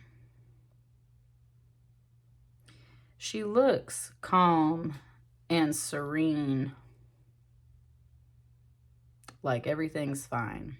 But that's where I feel like in your mental state, you have not been fine. I feel like just like how a woman would feel if she felt like her life was on the line and like she was trapped in this place and it was literally like life or death every single day. God, I got to tell this entertaining story every single day, right? It's like at the same time, her mental stress is just on overload. So there's a compliment here, monkey. It's saying that, like, wow, like you've really managed a lot that has been bothering you. Anything that comes through this year that feels very confining, it's really like, and it said like, you won't know when it happens. This doesn't have to be like the end of the year. This could be in a few months. This could be in a few days. This could be something, you know, but this year you're going to be making really big shifts and choices. But this is something that's been built up for a while. This woman read stories for 1001 nights, okay? 1001 nights. Long energy. She is very resilient and smart and wise in how she manages to keep herself alive for that long. And it's giving you that compliment, monkey. And it's just saying that like you have been weathering the storm like very well. been sitting around thinking and contemplating about, and look, there's a castle with towers back there too. That's what I'm saying. It's like you've been overall just sitting around thinking, like, how do I get out of there? Because even when you get out of there, you feel all stuck and frozen. How do I get out of this? How do I, it just feels like such a negative situation. And maybe there is a promise of something good coming out of this high priestess, because she lives and then she marries the guy and they live happily ever after, right? All that jazz. Although marrying the guy that killed like 1,000 women before you, like, gee, that sounds wonderful, huh? I like that note of your reading. That's hilarious. A valid point. So that's really interesting. I'm just telling you, she still hasn't fully opened up in this reading. It's just saying, like, you've been weathering the storm. This is actually you, but like, this is what's going on in your head behind the scenes. Look at that card. I feel like that goes right there. Can we see all these? Yes. Two of Wands. Yeah. Yeah, you got a decision. Kind of got to look both ways. And with this 2-2 right here, that's what I'm saying. Her eyes are kind of looking at us like, I'm going to make a decision. This particular 2 of Wands, it's about the god Janus and the 2 faces, and right, like seeing the past and the present, and not like the triple goddess, but seeing like the way forward and the way back, right? Being able to see both sides, standing at the threshold, this transition energy, but more in this decision kind of way. That's what I'm saying. You've been sitting here for a while. Look at how thoughtful this figure is back here. Look at how thoughtful she seems. This already implies thought. It's like you've been sitting around thinking about this, and you know that you have to make some kind of decision. I think the ultimate decision is this symbolic, like, cutting of the hair to release yourself from something that feels very confining. This hasn't fully opened up either. That was all it wanted to say. I want another card right here. Oh, that's 2 cards. Put that over there. Put that one there. This is your last card.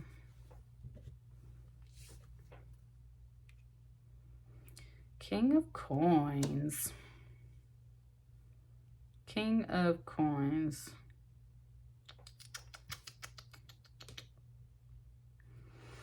And wow, that was so weird. This tree right here on this turtle's back, I've never had this before. It reminded me of those fake trees that we have out there now that are actually like cell phone towers, right? That's one thing.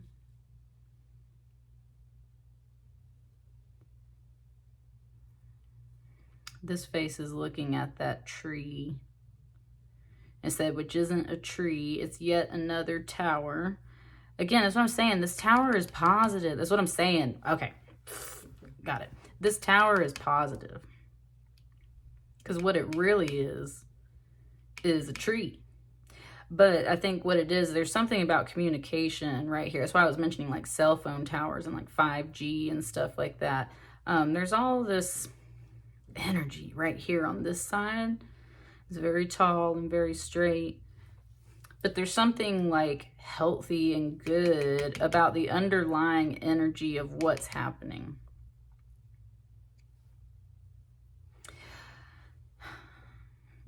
We were talking about that king in 1001 Arabian Nights that kills everybody off until she comes along and all these stories and everything, right? It's kind of implying that that's him. That's what I mean. And I've loved this card because it's like she's got this look. Ah, wow, whoa, I touched these cards. Whoa, monkey, your reading is going off. Number 1, I was going to say, she's got this like half smile on her face, and just the way her eyes are, I was saying that she was looking down at these cards like she's got something up her sleeve. When I touched these cards, it gave me a different message, and that's where number one, it wants to say like Reiki and energy healing. When you put your hands on people, like that's healing. You can sense people's aura and energy when you're doing stuff like that, and that was what it was like. It was like she touches whoever or whatever this is. So with the King of Coins, that's definitely money and security and food and like shelter and all that jazz.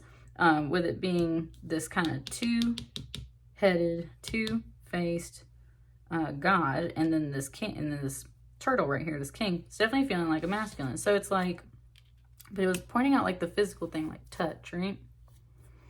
It's like you touch somebody and you like truly get a sense for who they are. Part of your decision is, it's almost like you've been putting a lot of stuff on hold, kind of biding your time, reading all of these stories, and kind of like hiding up in this tower a bit, which goes back to that Rapunzel symbolism, hiding up in this tower to protect yourself, because maybe you felt like you couldn't ever have the right people around you, like something always went wrong, right? So you kind of isolated yourself overall. This has made you wise overall. You've grown a lot, but that's where you've been looking down at these other things, and you've been contemplating a decision. And I think it has very much to do with people in general. It's like, do I want to venture out into the world and maybe try my hand at just relationships of any kind, friendships? I would say, especially though, for a lot of you, if you're a woman watching this, then it would be like a man, a husband, with the King of Coins. And it's like, do I want to do all of that again? There she spoke again. She was like, kind of like, you're ready. Like you've literally, you could write the book. You've gained so much wisdom in your time alone, that right, like maybe it's time. And maybe this person shows up, and that's what I mean. It's like, this rocks your whole world and changes your whole perspective, because it's just totally different. It just said yet to be determined. We have one more card here, monkey. So some of y'all are making a decision to kind of step away from people that match what you see here. And some people are making the decision to actually move towards those people and step away from isolation and distancing. What's this final note on this reading for you guys? Again, kind of take it how it resonates for you. This is the Ace of Swords. So we were talking about cutting that hair. Cutting that hair. Rapunzel, Rapunzel, let down your hair. Here's the sword that's going to cut it. And in this card, though, this is the Gordian knot. And this was actually tied more to history than like a folk tale. This was based on a prophecy that was said to have been told about whoever would cut the Gordian knot would inherit like all of Asia. And then Alexander the Great literally approached the Gordian knot, and where everyone had failed to unravel it, he whipped out his sword and cut it. And surprise, he did. He inherited like half whole of Asia there for a little while, right? So it's just making that point. It does go both ways depending on what's happening in your life, monkey. So for some of you, this is about severing, right? Cutting the knot, aka stepping out of a relationship with others. But in other ways, this is where you've been all tied up, you've been all balled up, you've been all stuck up in this like tower energy. And it's kind of like you, it doesn't want to use that specific word. So it's just like you are the cause of a lot of isolation in your life. Yes, there are other factors and people involved, but that just gave me the chills, y'all. This high priestess said that it is high time that you get out of there. Just meaning get out of your own mental prison. It's time to cut that knot. Stop tormenting yourself and tangling yourself up. Stop tangling yourself up. Like if you're ready to make a decision, and especially if the right person or the right opportunity approaches with this King of Coins, especially if it is secure, there's something about this tree as well. It's like it looks like this bad negative tower, but it's really not. This is somebody who can not only support you and your tower, but like the whole rest of the world. This is the world turtle. So said this is somebody that's strong and stable, like got their stuff together. If that is what you're looking for in a different person, awesome. I think it's here. If that's something you're looking for in yourself, I think it's high time that you get out of your own way with this mental state and you just start to talk yourself up a little bit more, because it's totally achievable. But there's a lot of tangled mess in your mind, especially regarding this type of situation. You've been dealing with this for quite a while. Been dealing with this for quite a while. It's literally time to just like it, and it just had me like cut it in four like that, almost like a cake. That's what I'm saying. There's like relationship stuff in here. There's divorce stuff in here. There is even just working within yourself. There's your own mental mind state and freeing yourself from the negative energy and the bonds that you put on yourself to limit yourself.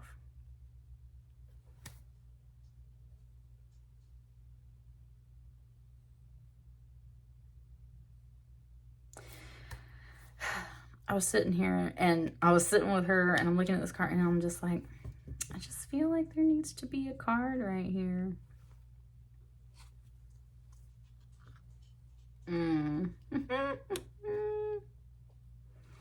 If this pile isn't about a relationship, then I don't know what to say to y'all, but it's definitely about friends coming in. And let me just tell you, that's what I'm saying. It's about like socialization. It's about socialization overall. Look at this string.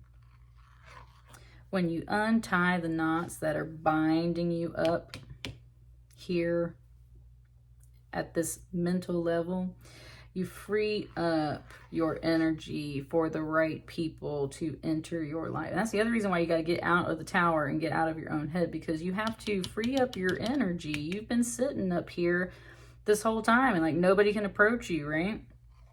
It's time to, and look at the cut hair. That's what I'm saying. Like, you have to totally change your ways and come out of your shell and come out of this tower. And like, you got to realize what's really stopping you. And it can be factors from other people, but ultimately at the end of the day, it's always us. It's always ourselves that can do something miraculous to really free ourselves up. And I think you're the one that does it. And it does. It frees you up for you to move on, or for you to have the right people or things enter your life. With that Page of Cups, absolutely so. And that feels like the end of your reading now. So that's what I got for you guys. Please let me know how it resonates. I will see you on the next batch of readings. Thank you so much. Bye. Hello, everyone. Hope you're doing fabulous. If you're here for this reading, you are born Year of the Rooster. Year of the Rooster. And this is Year of the Dragon that we are celebrating with this Lunar New Year 2024. And I brought the Tarot of the Divine in here. It's got some Chinese folklore and some other cultural folk tales in it. So I just thought it was a good deck. I'm feeling the red. Ooh, this card wants to come out for you. And I was going to say Year of the Rooster. It said, let's talk. It said, let's talk. We're going to find out what is in store for you this year of 2024 with this reading. And your first card out is the Ten of Swords. There's a voice. It was like, who is that? What is that, right? What's going on? Something just said, none of your business. Okay. All right. Let me sit with this because there's a lot going on. Let me just kind of see what this card wants to pick up with first.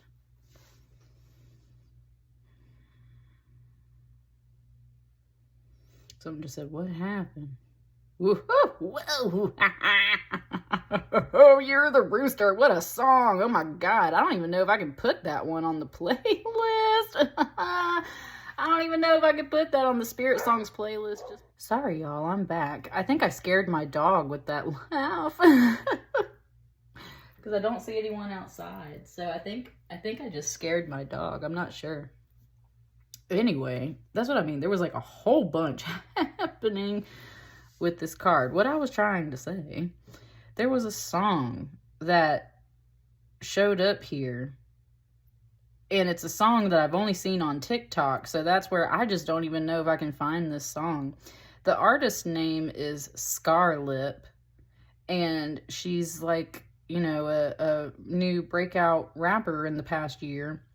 And she's got this song, and it's like, dude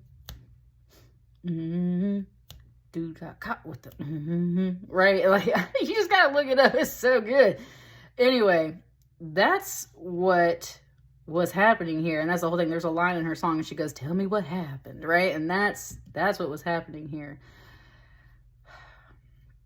It has not yet opened up as to whether this Ten of Swords will be occurring to you personally, or if you are the person kind of asking, like, what happened, right? So it hasn't clarified yet, but what happened here, Ten of Swords is always betrayal, backstabbing, right? Someone double crosses you in the moment when you needed it most. And that's where this card represents the goddess Sedna. Sorry, I said that weird. The goddess Sedna. She wanted to marry this man who was like actually a bird, and her father didn't necessarily approve or agree, and she married him anyway, and he took her off across the sea. And she gets over into that land, and she realizes, like, this life is not what she thought it was. She doesn't enjoy her husband, so she tries to flee. So her father picks her up in a boat and is trying to help her flee. But all the birds in that kingdom, all the bird soldiers or whatever, like, come after them and are attacking him. And that's when, in the scuffle of everything, he cuts off his daughter's fingers because she's clinging to the side of the boat. And he decides to just sacrifice his daughter to them so that he can survive. And that's where Sedna sinks to the depths and becomes a goddess. But she is specifically, not vengeful, but she's definitely not a happy goddess. She's definitely someone that you have to go, like, you know, like, you got to give gifts, and you got to make sure you're taking care of this goddess if you want her to do something for you. So that's what's going on. And that's the whole thing. I said this to somebody today. It was like, it says she forgives, but she does not forget. Just speaking of that goddess energy, right? So she might forgive, but she does not forget. And that's the thing. She might eventually come around and forgive her father for all of this, but she does not forget. And that's the first energy coming out the gate for you guys. I need more cards on this, Rooster. What the heck is going on? It's kind of wanting these right here. Just the way they're caught in my fingers. So we're going to take those.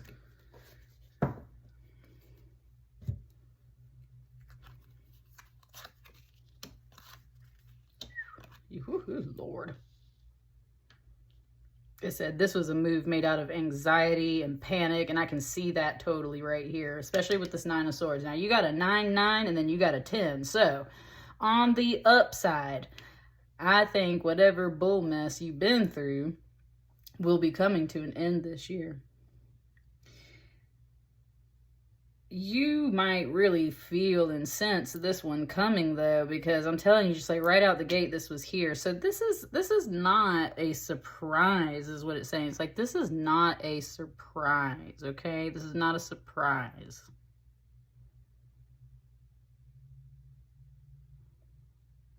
Look, and I was talking about that freaking Bird King, a totally different fairy tale, but I mean, how ironic, or not ironic rather, that this showed up right here, right? This is a griffin. Look at him. Okay. Depends on how you resonate, Rooster. Some of it is saying this is you, and some of it is saying that you are not, right? Like, that's not you. For some of you, you are this Rooster. And look at that. Really sharp. Definitely coming off mean glare over in the direction of these people.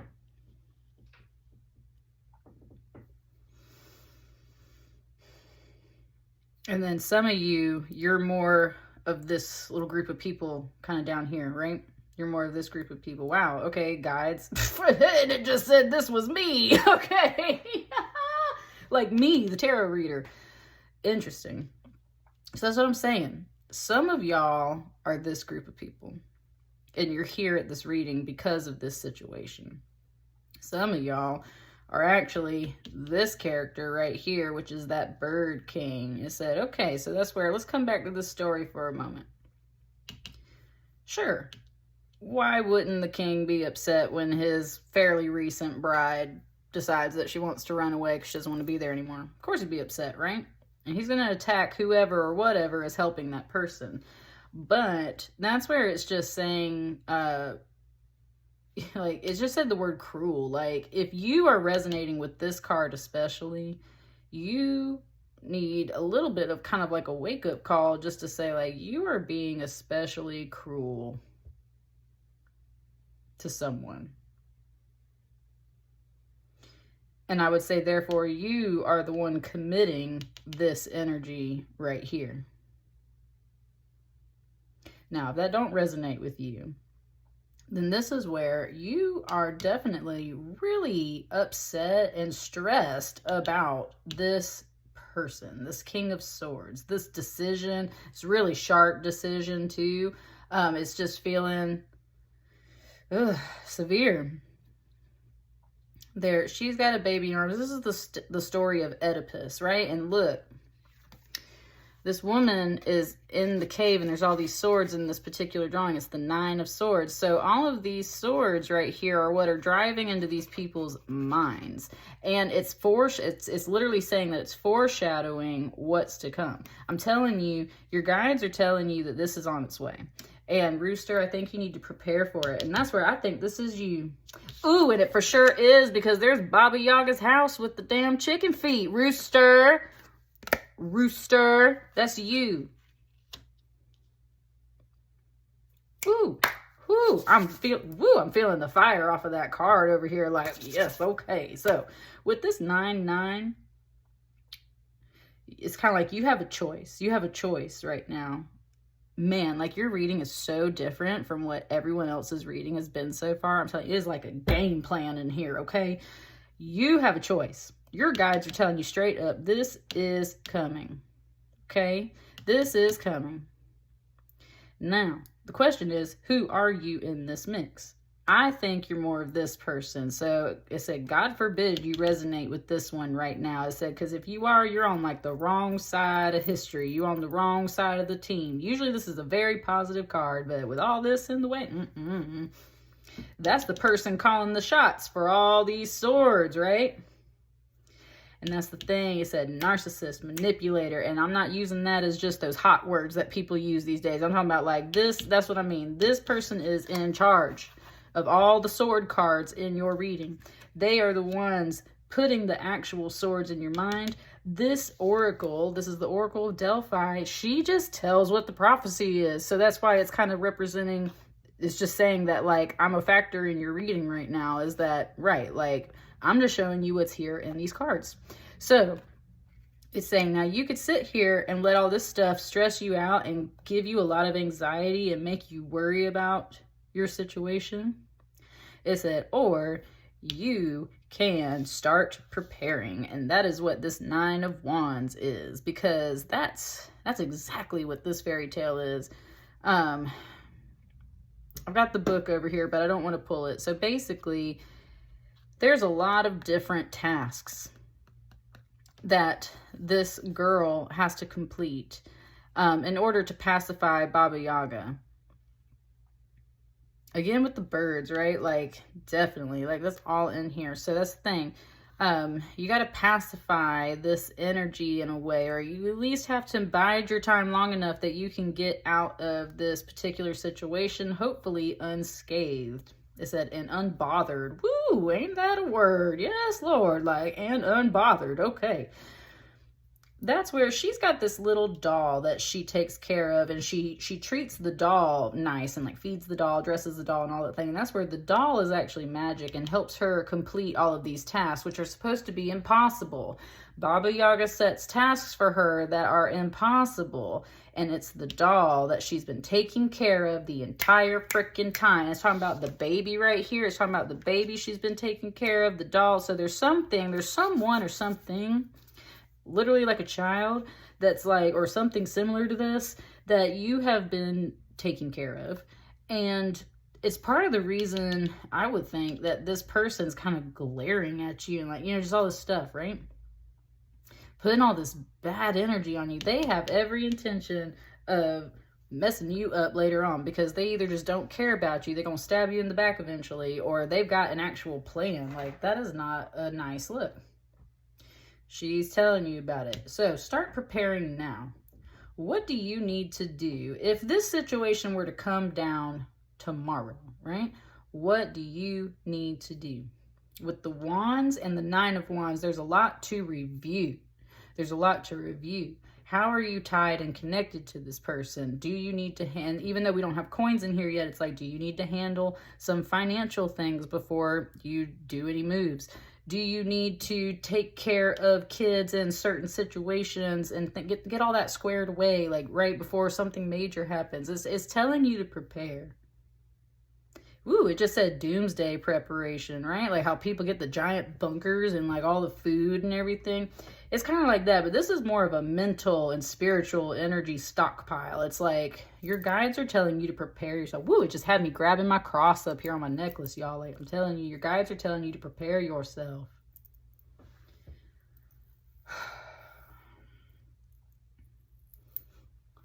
It's going down at some point this year. And that's the whole thing. You don't know when or how or why exactly. And that's what I find really interesting too. Like, this person has not really spoken. It's telling me who this person is, but this person has not really spoken.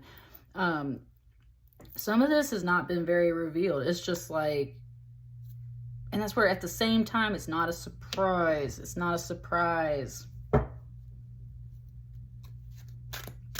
Ooh, something just said, like, you didn't need me to tell you this. That's what I mean. You've got, look at these cards. Like, you've got a sense of this all on your own. Ooh, that came out in a different reading so far. I like how it landed right there. And look, that's what I'm saying. There's the 2 kids. Here's the 2 of Pentacles. And it's right between this King of Swords and this 9 of Wands. Oh, ooh, okay. Okay, it said they're keeping you busy and they're keeping your hands full. They are keeping you busy and they are keeping your hands full. Why? Because they don't want you to get away. They don't actually want you to leave a situation. They like having you around in this situation.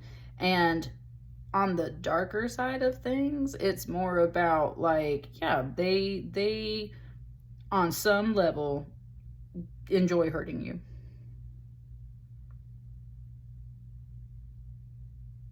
They do. Baba Yaga sets those tasks. She don't do it just for fun. She does it because at the end of the day, she don't give a flip about this girl, right? And there's kind of a little bit of that in this 2 of Pentacles. The father of these 2 half bear, half human children is an actual bear, and he's like out in the woods and he's never home, and he's kind of aggressive and abusive and like all that stuff, right? And so that's why she's always stuck with the kids. That's what I'm saying. This person's keeping you busy. This person's keeping you busy. And somehow at the same time, maybe you spoke to someone else. Maybe you were trying to get resources and they found out. So I'm saying, it's like there was something else involved here and they're not very happy about it. They're not happy about it at all.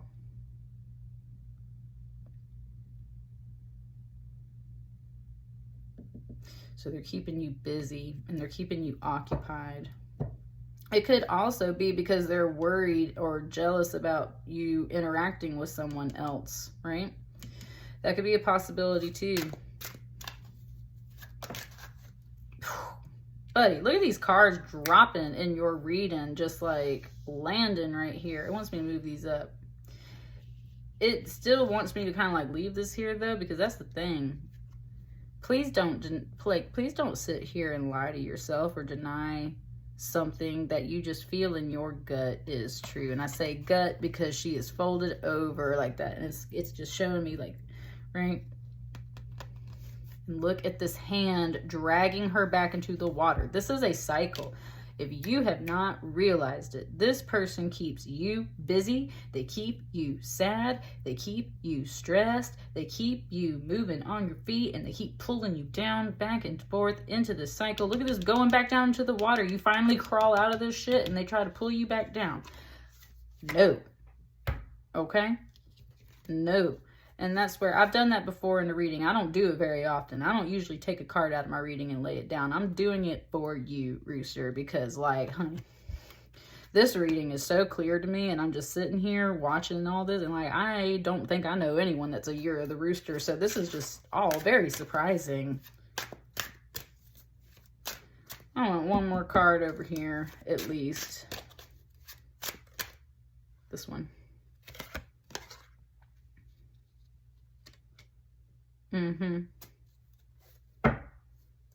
Exactly. Exactly. Exactly. If you have not already been trying to like talk to somebody else, I think they're definitely worried about it. And if you have been talking to somebody else, it's time for you to definitely put that, like, you need to get your shit in a row first, okay? Like, that's not no shame. Like, just telling you, gotta get your stuff in order first, or it's kind of like you're going to be paying for it later. And that's what I mean. This is a review.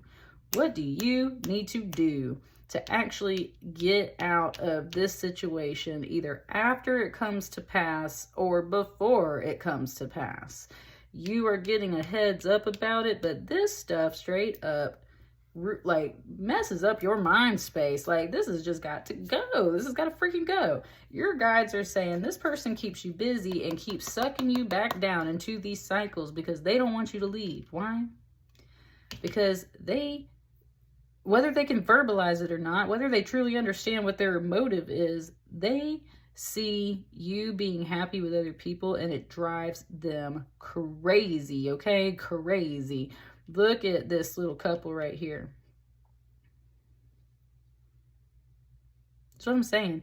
If you have not been straying off your path and you've overall been on the straight and narrow, doing things you should do, treating people as you should treat other people, then this person just straight up is like so jealous of your happiness. They see you being super complete with somebody else. They see you making it. This is the world card, okay? This is the end of the chapter before we start over. This is like completion, completion, completion. Ultimate happiness. Beyond the sun card, usually the world card's a really good card.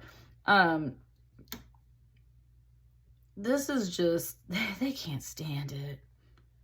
They can't stand it. Such a clear-cut vibe coming off of this reading. So I'm gonna put that back. That's what I mean. It's like, yes, this stuff is stressful and sad, but like what it really is they see you in these moments. And if it's not about another person, then it's about you pursuing things that just make you happy. There's something here that makes you happy. You had a new idea. You were trying to bring it to fruition, but all this stuff can't happen. Why? Because this person keeps putting all these swords in your mind and all these tasks in your way, and they keep you busy and they keep you sad and they keep you sucked down. And oh, thank you guys. It's about to wrap up for your reading, Rooster. It wants to talk about this fairy tale. This couple was supposed to get married. The village didn't necessarily approve and separated them across this huge body of water, and they've tried to figure out all these ways to make it to each other. And it's not until she ties all these gourds to herself to use those flotation devices that she gets across all the water and makes it to him, and then they live happily ever after, and like the village approves and everything's fine. And that's what I mean. It's like, if it's not an actual person, then it's a thing that you are after, and it makes you so happy, and this person cannot stand it. They've been here cutting down your boats. At one point the village burns their boats so she can't get over there. So I'm saying they've been cutting down your boats, they've been cutting down your mind, stressing you out, keeping you busy, keeping you sad, because they see you being happy somewhere and it's not with them, and they cannot stand it. But you don't need to be sad. You need to definitely wake up out of this and start preparing for it, because when this happens, baby, it's time to go. It's time to pack up your shit and go wherever you need to go at once. Is there anything else for Rooster? Yeah. It said, don't look. Yes, this fairy tale right here, death, the death card, don't look. Don't go looking for it. You are going to mess everything up. You have to literally sit here. And just that inner knowing is what it's talking about. That inner knowing. You know what's behind the curtain. You know what this reading is about. You know what this means for you. And you know which cards you resonate with. Ooh, it said real sassy too. Like, you know if you this person. Okay. And you know if you're the other energy that's mostly represented here. Don't go looking. Don't go trying to dig and figure out if this is going to happen, when is it going to happen, what exactly is it going to be, what is this person actually going to do, what are they actually seeing, what are they actually thinking and feeling. Don't freaking worry about it. Because if you pull that curtain back, that's what happens in the fairy tale. When she pulls the curtain back to view her husband at night when she's not supposed to be, that's when everything happens and it all goes down. And so it's kind of one of those things like... And on the flip side of the coin, that is kind of the point of the fairy tale. That's what sends her on her journey. But I think overall, you're not supposed to look. I think the moment that you look for this is the moment you're going to lose control of the situation. I think you're meant to sit with this knowledge a little more secretly, Rooster. I think you're meant to start preparing. Look at all those skulls. And then you see this big skull. That's what I mean. It's like... These lanterns light the way. They show you the foreshadowing. They show you what is to come. Here it is right in the center. This death card. All these swords. Oh my God. It's so clear. Like, so it said choose a side. Ooh, it said choose a side. Which side are you on? Who are you? What are you doing exactly in this reading? Resonate with it. Figure it out. Fix it. Either way. Either by preparing or by getting your energy straight. Because if you're treating someone else like this, is awful. But definitely, like, get your energy together and start preparing. I think it's clear as day. This is definitely on the way. And you just got to know what you're going to do. You have happiness here in your reading. They just don't like to see it. So how are you going to get there? That's what you're supposed to be preparing for. And that's what I got for you, Rooster. You let me know how it resonates, and I will see you on the next batch of readings. I send you many blessings. Bye. Hello, everyone. Hope you're doing fabulous. If you're here for this reading, you're here because you were born year of the dog. Year of the dog. My son is a dog. He's a fire dog, I believe. And so certain years you're associated with certain elements, right? So... hope you guys are doing great. Let's get started. I got the Tarot of the Divine. Look at that. Ready to come out for you. And we're just checking in to see what's coming up for this year of 2024. We're celebrating Lunar New Year, Chinese Lunar New Year. And it's the year of the dragon. So we're just trying to see what's in store for you this year, my dogs. So, an 8 of Cups and a 7 of Cups.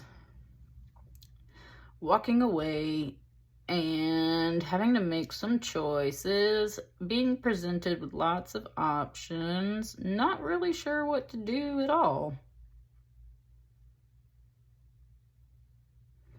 So this is Moses, and this is when he chooses to go out into the wilderness, of course, to lead his people. He leaves the safety of the palace that he was raised in and everything.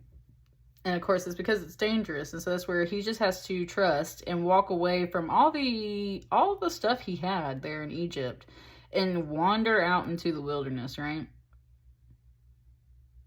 Listening to the voice of God as it guides him, that voice of spirit. Over here we have Aladdin, and with the red pairing up, I would just say definitely like this is you. At the same time, you're going to be presented with so many options once you leave the safety of the boundaries of kind of like whatever life pattern or situation you have currently been in.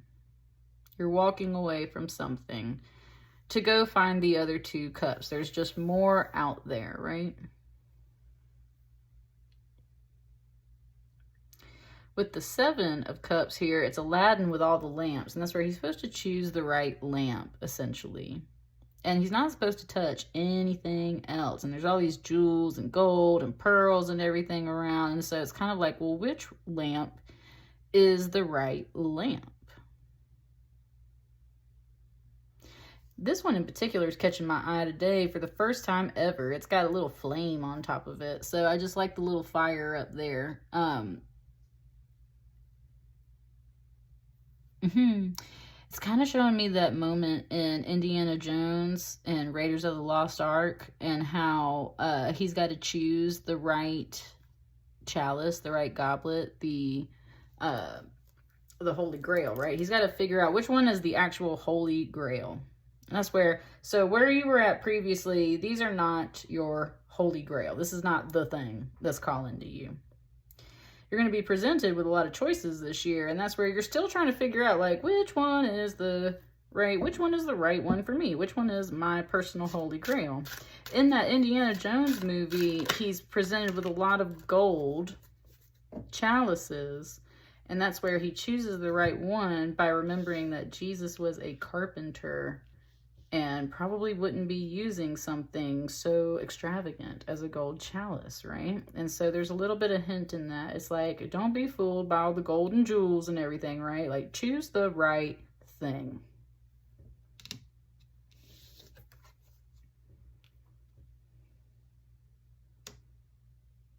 A Hangman card.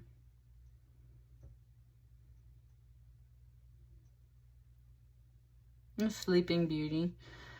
When she's asleep.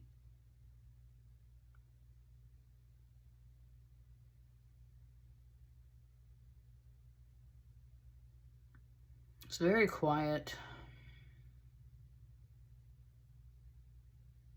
And she's smiling. So you're very, like, that's what I mean. There's such a peaceful energy coming off this Hangman card. It's like, just chilled and relaxed, like, right? Nothing's disturbing your sleep. You're just chilling here. I think you're meant to. I'm telling you, the energy, like, slowed down tremendously. When I pulled this card, it's like, I think you're meant to chill. I think you're meant to really pause and consider all of the opportunities that are coming to you in this year before you make a choice. It's not giving me so much of the put on hold energy that I usually get off a Hanged Man. This is more about that. No, this is a wise time to literally kick back and allow the universe to present these things to you so that you can be better informed, so that you can make the right choice, so that you can find the right grail for yourself. Okay.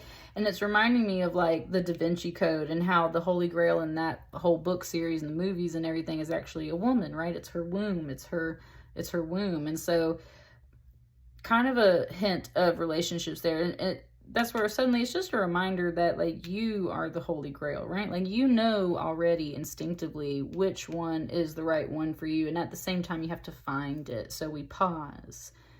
We sit and we listen to ourselves, that deep wisdom. And especially for our women, the womb space is a deep seat of wisdom. It's where we're connected to our mothers and our grandmothers and our great-grandmothers. It literally goes down the line, right?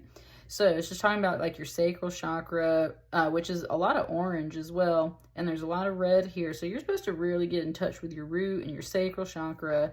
What makes you feel secure? What just feels good, right?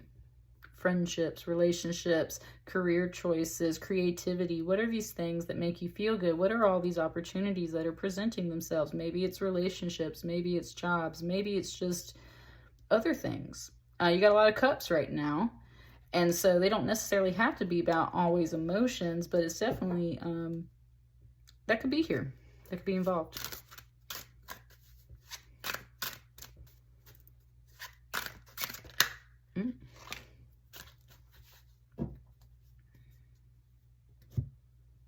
I think it wants to slide this over here now.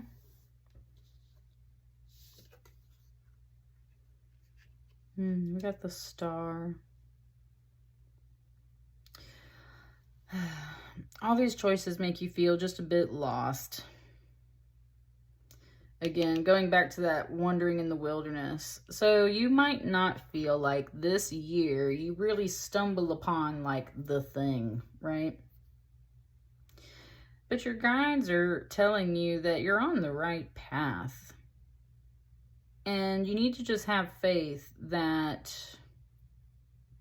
everything that's being presented to you like is here for a reason. You're meant to consider. Just like how there's many stars in the sky and there's many cups here. It's like there's many choices. There's many paths. There's many ways that you could go. And it's just important for you to spend time this year really getting in touch with the things that call to you, the things that lead the way. And especially when you feel like you can't make a choice or you're lost in your choice, you don't know what to do, that's when you just really need to like get into yourself and your feelings and your thoughts and what is calling you, right?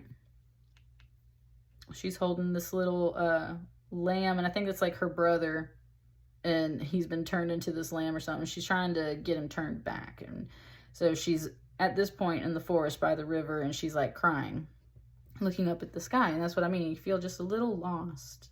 And this person said this person. So there might be two different people. And actually that would make sense because here's a girl on the bottom. Notice that this girl is moving in a major arcana way, and this guy has just the minor arcana card. So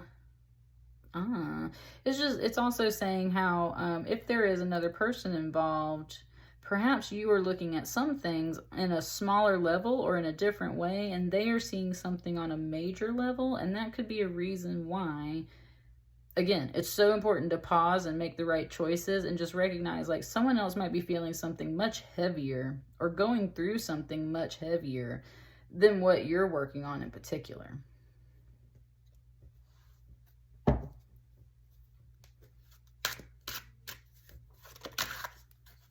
I think it wants this one right here, and I think we want a card. It doesn't want me to do that yet, though.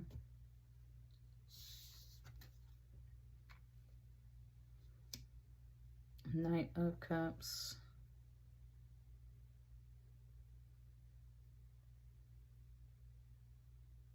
Show me that water again. All this blue in your reading. There's a lot of blue in here. So then there's all this water right here. And it's almost like he's slowly wading through this water, like trying to reach this point. Kind of waiting on something. And the same thing, he's facing this way too. It's like you're waiting for someone to show up and show you the way, show you how to make the choice. And if there's another person involved, kind of so are they. It's like, that's why y'all are both at this point.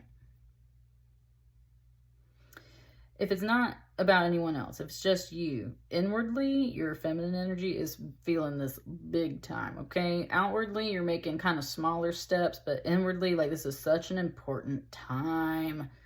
And you're waiting for someone to just show up and, like, make it make sense and talk to you and, like, feel these things. Look at all these cups and all this blue. Like, you really want someone to show up and feel these things with you, and that's what's going to help you make some of the choices you need to make. It's like you have so many feelings and thoughts, and inwardly you're so overwhelmed that you're just like, someone please, like, right, God, show me a sign.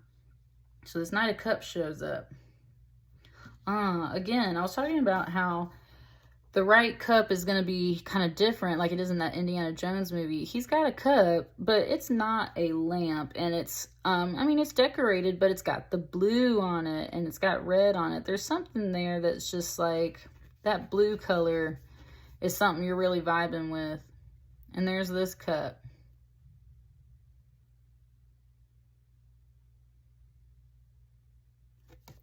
The eagle is part of your guide as well, especially. It said like land and sea, right?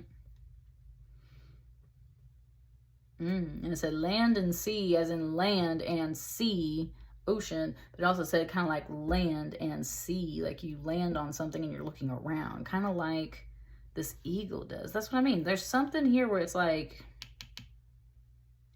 kind of implying that you're this eagle in a way. It's like maybe you need to kind of get out of your comfort zone just a little bit and take off and fly and like just touch down somewhere different and talk to different people, like, right, pick their mind a little bit, try and get more information. There's something, you need something to help you make some choices and to help get you unstuck in your feelings, I think.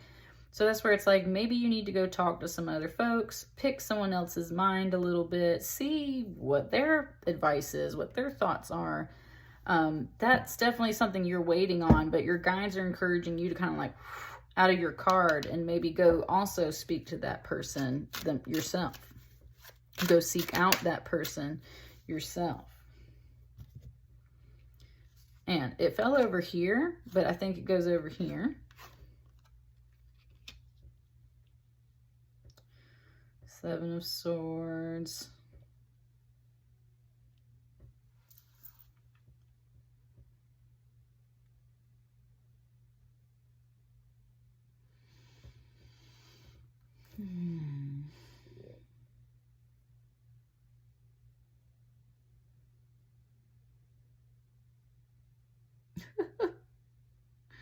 It's so silent and nothing's talking, and that's where I was like looking back and forth at this eagle and this coyote, and the eagle was like, so are we just not going to talk about this?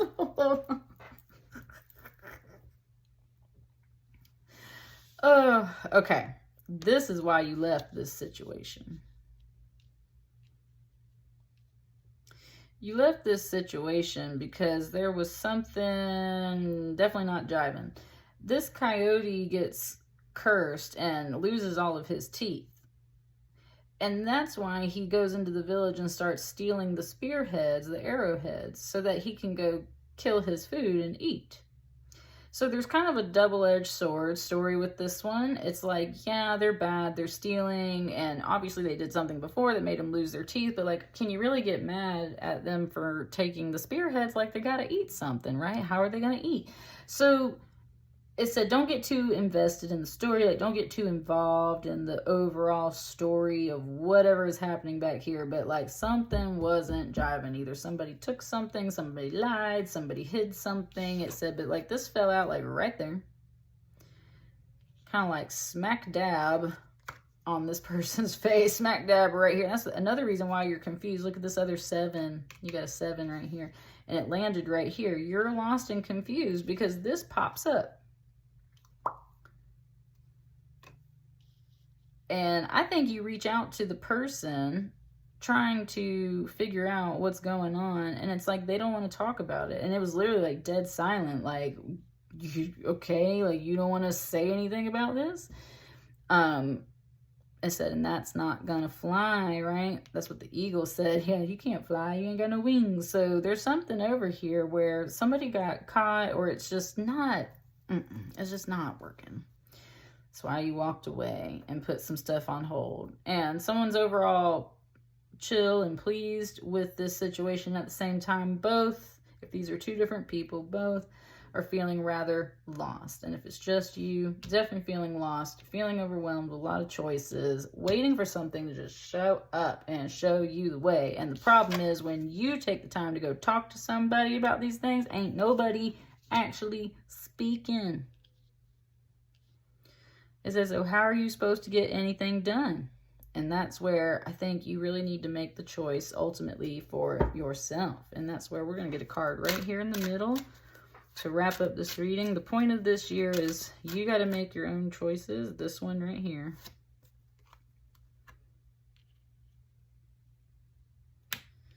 This 3 of Cups.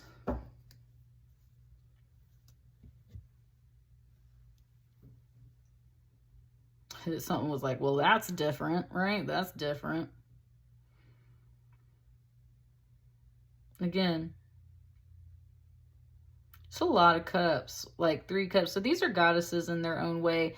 And they're goddesses of kind of like, in a way, they're like Venus. It's kind of like love and beauty and sensuality. But they're also kind of known for like some sexual stuff and things like that. And that's what I mean. That's where it was like, that's a lot of cups. Like, is that really the energy we want?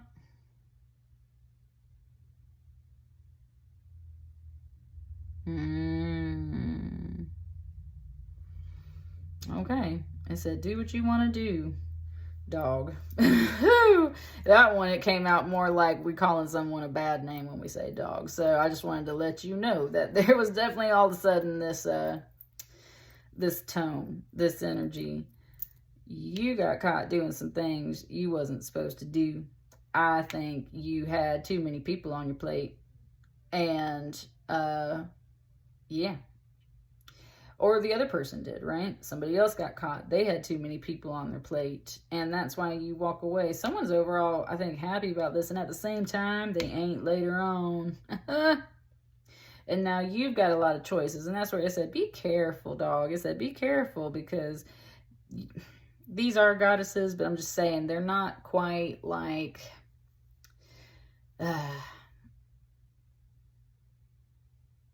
Wow, there's like a whole conversation going on right now in my head about like, well, that's not your culture, so maybe you don't fully understand it, and right? Like, you don't know how to respect certain energies, and like, got it, cool, understood, right?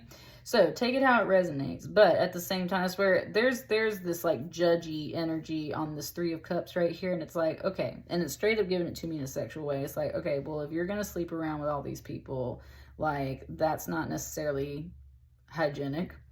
Is the nice way to put it. That's not necessarily hygienic, and that's where you might need to wash yourself clean, literally, like, emotionally, of like all this BS, right? I think that's what you really, it's like, make your choices. You can kind of be solo and sweet and single over here. Someone's not really talking though. It had something to do with some shady energy, but right here in the middle, there's a whole bunch of people. Okay, there's a whole bunch of cups, a whole bunch of choices, and it's just like, ooh, it said a sampling. That's what I mean. Like, that's like that energy. I personally don't resonate with that energy. So that's the whole thing, is like, I don't resonate with dipping your lips into too many cups, okay? And that's where this voice is kind of saying, like, if that's what you want to do, then cool, I guess do your thing. It said, but be careful. Be careful if that's what you want to do. There can be some fun times with it, but just as much as there's some fun times, it said trickster. Yeah, and that's the trickster energy. That's what I'm saying. Look how this shadow is like a woman, too. That's what I'm saying. That's what I'm saying. Especially if you a dude watching this, like, be careful. Be careful. It said, because sometimes those things come back to haunt you. So be careful. I think you were meant to pause and rest and sit and choose your options wisely. It was talking about a holy grail at the beginning. There's only one holy grail. So to have like three people here in the middle, to have this figure down here and this figure up here mostly chilling on their own, you got some choices to make. And I think it comes down to how you want to operate when it comes to relationships, what you really want for yourself, what you consider to be a healthy relationship, and what's not a healthy relationship. And communications. So that's what I got for you. Let me know how it resonates. That was kind of a strange reading, but at the same time, it makes sense. So let me know how it resonates, you guys. And I'll see you on the next batch of readings. Thank you so much. Bye. Hello, everyone. If you are here for this reading, that means you were born year of the pig or the boar, as I've seen mentioned in other ones. So you may choose whichever one you want to choose. Pigs in the Chinese zodiac are supposed to be like super happy and fun and all kinds of stuff, right? They're very intelligent creatures. So let's get started. I got the Tarot of the Divine in here. It does feature some Chinese folklore, so celebrating the Lunar New Year, but it has other stories as well from other cultures, and here we are.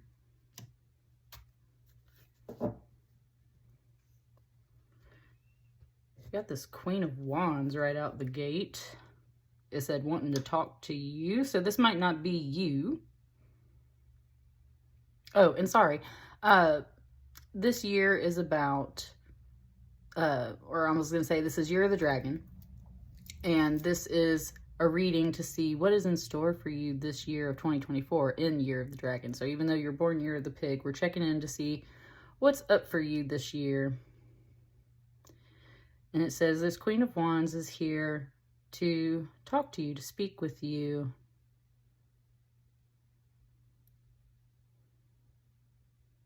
Even though she's very feminine, it's really got me noticing the musculature on her back here. And it was just like, man, she's buff. Like, it wasn't like breasts, it was like pecs. Like she has pectorals, right? Like she's buff. And I can hear a little bit of this like whoo chant in the background. And that's almost what it's like she's dancing and stuff. She's very fit and very toned, and there's very much this like workout vibe about her, like a coach. Coach definitely could be coming into your life. It could be a life coach. It could also be a fitness coach. I would definitely say that with this Wands energy, it's always about creativity and that fire and that, right? So dancing, art, definitely could be some working out, athleticism, any of these things. This person is like coming to talk to you. It's like your first impression of them is you're like, whoa, they are buff, man.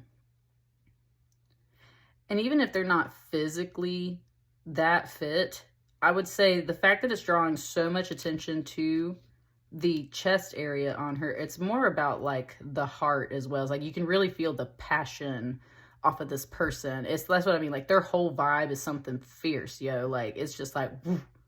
Like they walk in the room and you notice them. Something was kind of like, that's what I want to be, right? That's what I want to be. So maybe you see someone for real that is like a coach or someone along those lines, and it matches some things that you want to see in yourself. So this could be you. Let's see how the rest of this unfolds. It's a very interesting message coming off of that card.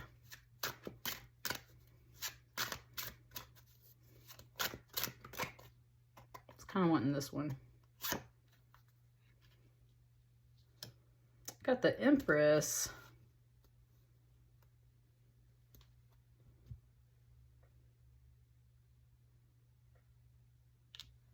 I think it wants these like this. Got the Empress here. That's what I mean. It's like, even though this Empress card is a major arcana, it's like this person enters this space and you just feel them and notice them, and it's inspiring. It's a good thing. They are just like, whoa, when they walk in the room. And that's why she in particular has her eyes closed and she's kind of like, almost like that namaste, right? Like, I see your energy, okay? I see your energy. This person also sees their energy. And I'm kind of getting more of a sense like this might be you, actually, this Empress energy, which is usually a woman in her full femininity. It can be about like being pregnant or pregnancy, just being very fertile overall. But so is this Queen of Wands. And that's where, even though, and look at all these flowers here, even though this one's a major arcana and this one's a minor arcana, it's like the deck is very much trying to show how much of a match this is, okay? There's the same kind of energy where we got this volcano back here. We have this like halo, this ray of sun over here just beaming. Where we have this super excited energy, we also have someone who's like willing to recognize when someone's truly in their authentic like energy, right? They're like, wow, you're amazing. Like, look at you, you're buff. Like, you're inspiring. I just can't, that's what I want to be. This person's pointing out to you that in your own way, you are that person. You just have a much more soft, gentle energy. And this is Lady of Guadalupe, which is essentially Mother Mary. So it's just saying like, you have a much more energy about you. But look at how the colors and the flowers and everything's matching up. So there's very much this emphasis here about like, no, you can totally be that person too. You are that person. It's just your personality, I think, is much softer overall. I said, that's just who you are. That's what it said. That's just who you are.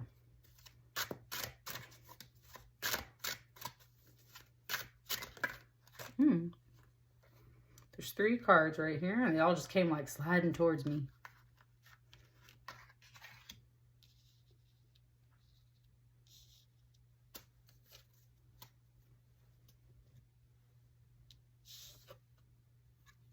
Man, that 2 of coins been coming out for everybody. We out here working on it. Very nice cards overall. 2 of coins, 6 of cups, 4 of wands. Definitely just seeing a lot of the kids and like marriage, home, family, all down here on this row. The question came through and it's like, how did you get like this, right? Like, how did you get like this? So here's the thing, pig, boar.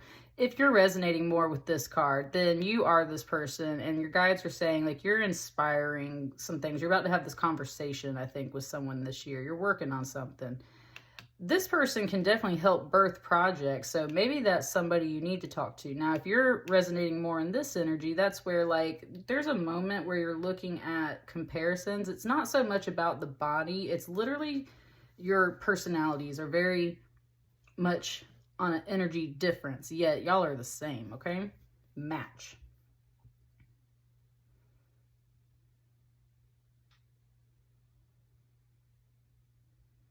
Kind of talking about that workout vibe again, but also it's talking about like mental stress, and I was getting that earlier in a different reading off of this card.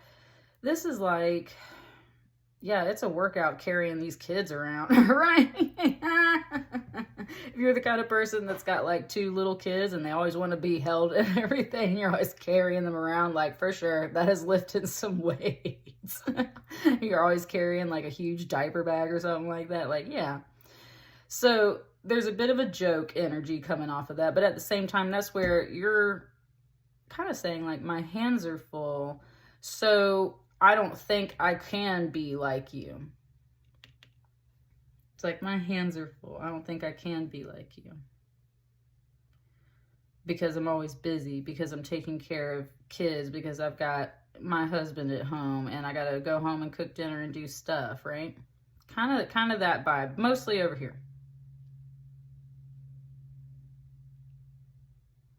When I just touched this 6 of Cups, I said, here, let me help you. And that's where these are essentially 2 friends kind of giving a gift to each other. And that's where this fairy tale, something happens and he goes off for a while, and this like snow witch had kind of turned him cold essentially, and she has to go and find him and kind of help get the shard of ice or whatever out of him so that he becomes friendly in himself again.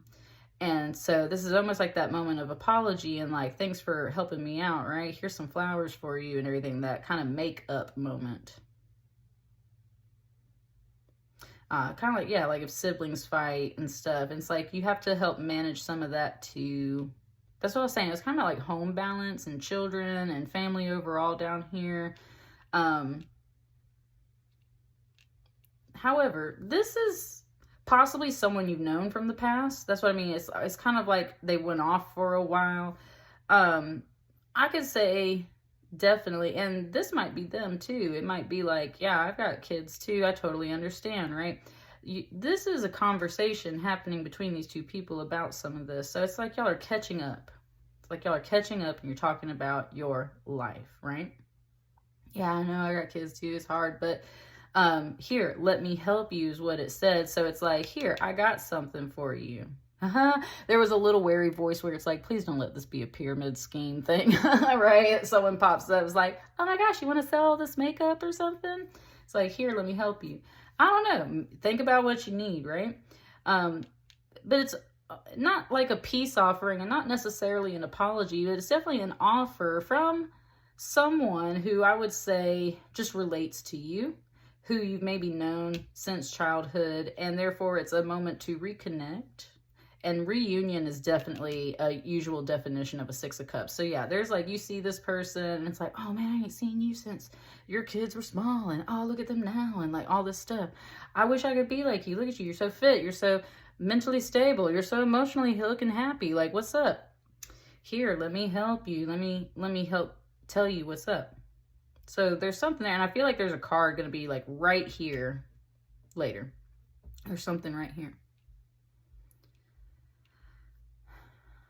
With this 4 of Wands, something just said, when I touched this card, it said, that's just what you need, right? So that's what I'm saying. It's like, there's a concern that you're not necessarily opening up and sharing to this person. You're not opening up and telling them about your whole entire life. You do tell them about like your marriage and your kids and your family, and that's where this conversation is overall going, because this conversation is leading to something you need to support these people. There's something here about that. And it might be about finances, but it's also about emotions and overall structure and happiness of your life. So that's where it's like, man, I wish I could They say, get like me, right? Or like, be like you, that kind of deal. There's a card here, though. There's like a certain thing, or maybe it's two. Let's say there's something down here that needs to be said, kind of, before this reading opens up. It's not fully opening up yet.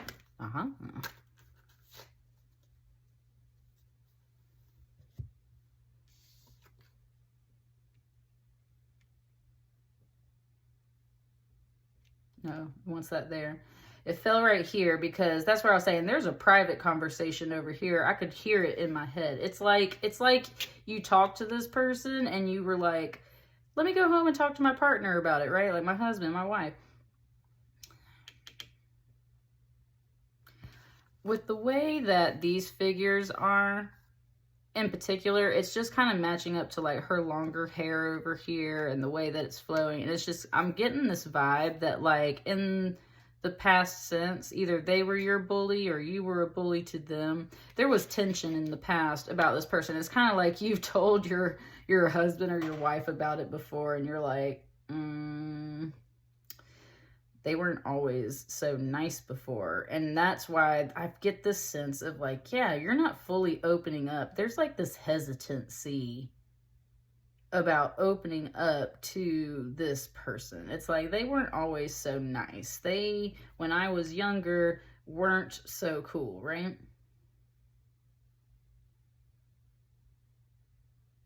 It's just showing me those 3 of Pentacles and these 2 of Pentacles, and it's very much like,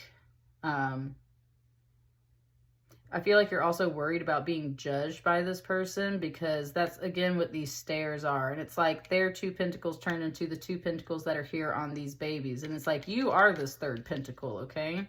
Your guides are telling you that. Your partner's telling you that. They're like, hold up. First of all, y'all are like all equal, right? Everybody's equal. Like you are this pentacle. You're solid. You're real. Look at that. Boom. Pentacle, right? I was saying how I think you're this card. This is also a 3. There's a 3-3 message right there. It's like you are this other pentacle, okay?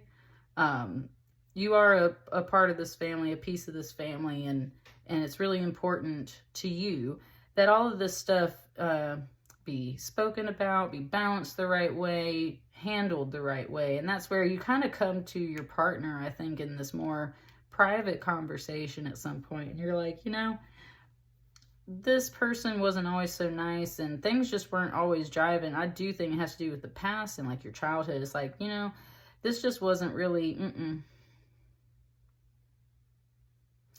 And this person has to kind of like reassure you that like you're okay and grounded within yourself, I would say.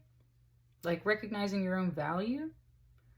Just to reassure you that, again, like you're equal to this person. You're equal to this person. And in fact, you have the major arcana, and that one's been acting like it ain't big the whole entire reading. So, okay, your guides are like, honey, like, don't forget, you are the major arcana card in this reading. So that's very interesting. I think there's one more card. What is this all about? Like, I got it, but like, what is this all about? That's 2 cards. I want 1 card.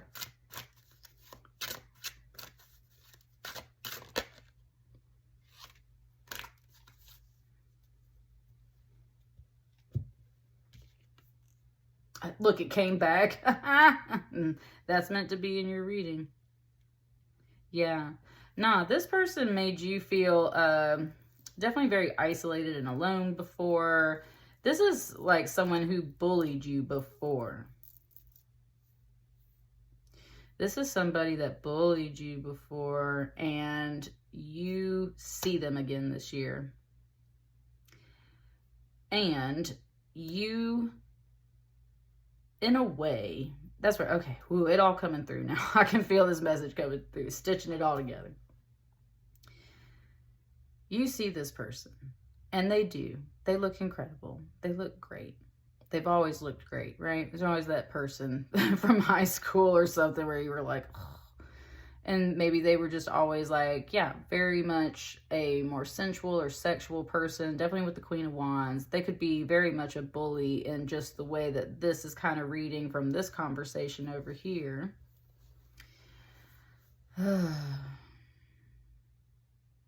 That's right. There's something here that's kind of like you have the opportunity to be mean and you're not. Instead, you do this small talk thing, which feels really awkward. And it's like maybe they were trying to come to you with some kind of pyramid scheme business thing, right? And they're like, here, let me help you. You need some money to help support your family. Yeah, I totally understand. I did this thing too. And da, da, da.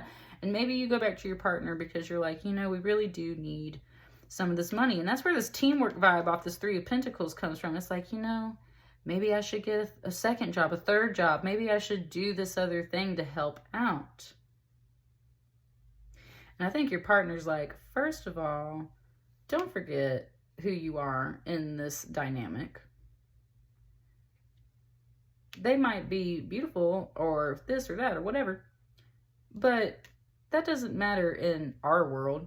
And you're like, this is just, no, you are way more important than this kind of job opportunity, especially if you're trying to take on like a third job or something. It's like, yo, like, no, you don't need to do that, honey, whoever you are, right? Like, you don't need to do that. I don't think that this is the path for you. I think that in the past, they've really isolated you and made you feel like crummy about just who you were. And it was almost like you covered yourself up in a way. And I think some of these cards do apply to them. And that's where I think like they've had their hands full before and they make everything look great, but that doesn't mean everything's looking great. There is ash and volcano stuff raining from the sky back here. Okay. Who knows what that means? That could be a whole bunch of drama. So that's the thing. It's kind of like keep your distance from this person, not in this mean, cruel way. Like they're going to come mess up your life. It's just their conversation maybe isn't as authentic as we thought it was at the very beginning. And that's the thing, is like, don't get wrapped up in their aura. Take notes, but don't get wrapped up in their aura, because you yourself are doing great over here with this Empress card. They've got their struggles too. They got their things going on in the background too. There ain't nothing greener. It said the grass is not greener on the other side, okay? The grass is not greener on the other side. You do not need to take this opportunity. They are not actually a part of your team. I'm part of your team. And I say you're doing great. You should walk away from whatever this is and not worry about it anymore. And you might go think about these things with this Hermit card. But I think that's where, yeah, this is more about you need to take a moment to inwardly reflect on this situation and say, like, what is it about this person that makes me think and feel all these things? Why do I want to consider all of this if, yeah, like it's too much to take on? I think you have a good support system over here with this Four of Wands, and they are here to support you. And that's why it's like, please don't worry about this. And you might sit and think on some things. It might have stirred up, and yeah, she stirs with the thing. It might have stirred up some stuff that you want to reflect on and think about. And at the end of the day, you are meant to walk right on by this BS, these haters, this person who I think was definitely not the best person in the past to you. And this is just your chance to kind of see them and reflect on things. And it's kind of one of those moments where it's like, just take note. Just take note of who they really are today. Because sometimes people do grow up and they change. And depending on how you're viewing this reading, that could be like a realization for you. But I also think if there's someone that's kind of like, they come to you with their small business offer or whatever, like, no, you're not meant to do this. This is not necessarily the path for you. You're meant to walk on by and keep on going. You are doing great over here as the Empress in this Three of Pentacles. And that's what I got for you. So just keep on going. You got it. I will see you guys on the next batch of readings. Thank you so much. Bye.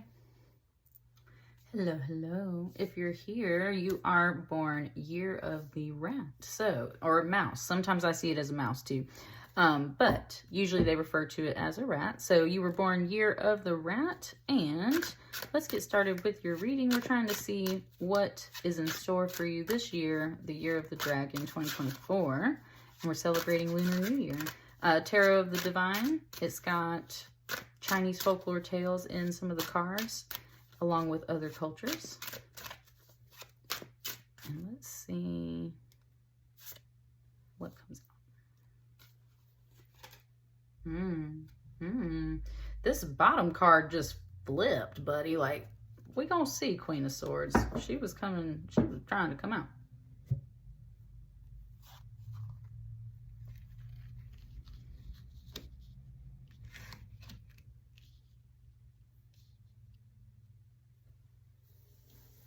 Something just said choose one. And that's very interesting because you have a 1 and a 1 here with the Ace of Cups and the Ace of Swords.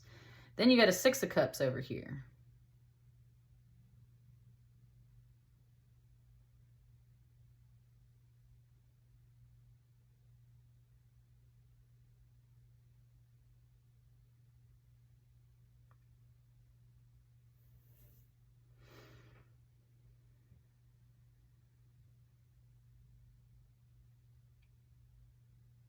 There was something here. I really don't know why. It was like, decide, boy or girl. Because a cup is usually a woman, right? A vessel, cup, a womb. And a sword is obviously masculine. Ah, okay. Whoa, okay. Whoa. It just went into like video game mode. It went into video game mode, like choose your character, right? Are we playing as a boy or a girl today? And that was one thing. Okay. That's kind of funny. For a moment, it was like, I was like, are we like choosing baby genders here? Like what? But no, you can't really do that. So it was one of those, I was like, what are we doing? And then it went to video game stuff. And I was like, oh, okay. They're a little like scatter right there. I was going to say there's like a gift. There's something sweet coming in this year. 6 of Cups is always very sweet.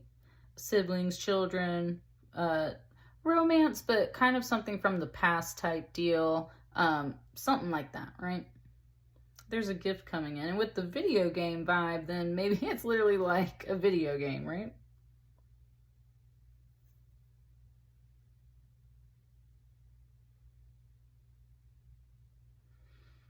That's all that's given me.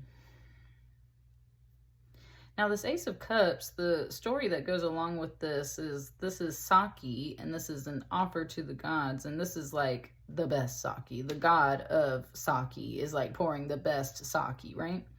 At this like spiritual meeting, this party where all the spirits get together. So this is supposed to be something that's very pure. This is supposed to be something that is therefore very sweet, right? Like inviting in that way. Makes you feel good. Makes you feel happy and friendly. But it was just specifying like how pure it is, right? How pure it is. Then we got the Ace of Swords with the Gordian knot,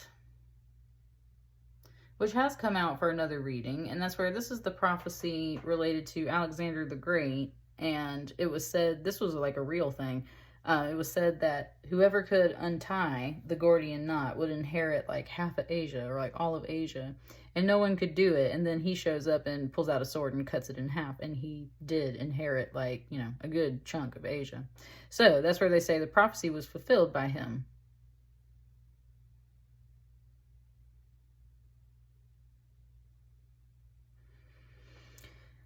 What's really strange, out of all the readings I've done so far, I'm just not getting a connection between these cards for you. I'm just like, okay, cool, here we are. Like, that's what these cards are.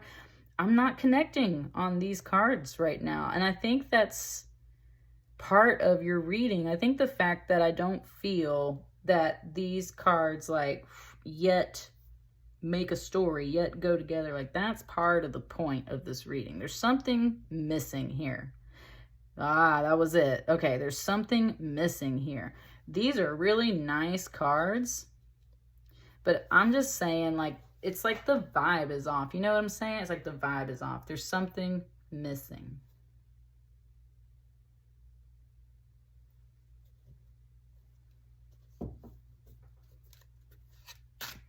Someone was just like, what's this? What's this? What's this? What's this? Okay.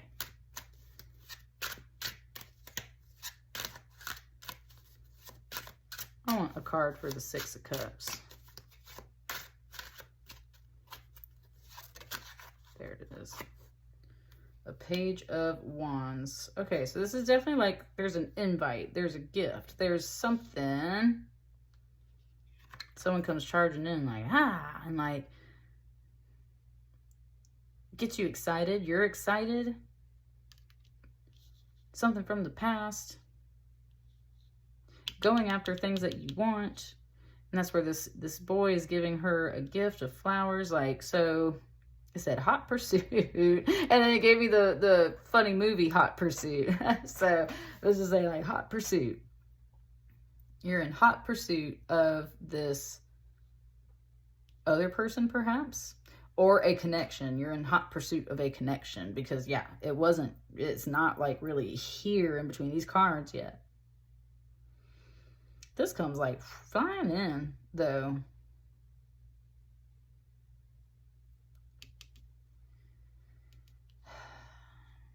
Something from the past. This isn't like totally new, though. It's like this comes flying in. This isn't totally new, though.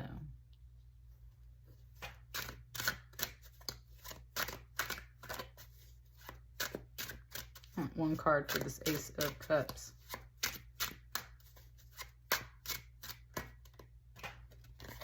Damn, the Two of Pentacles, man.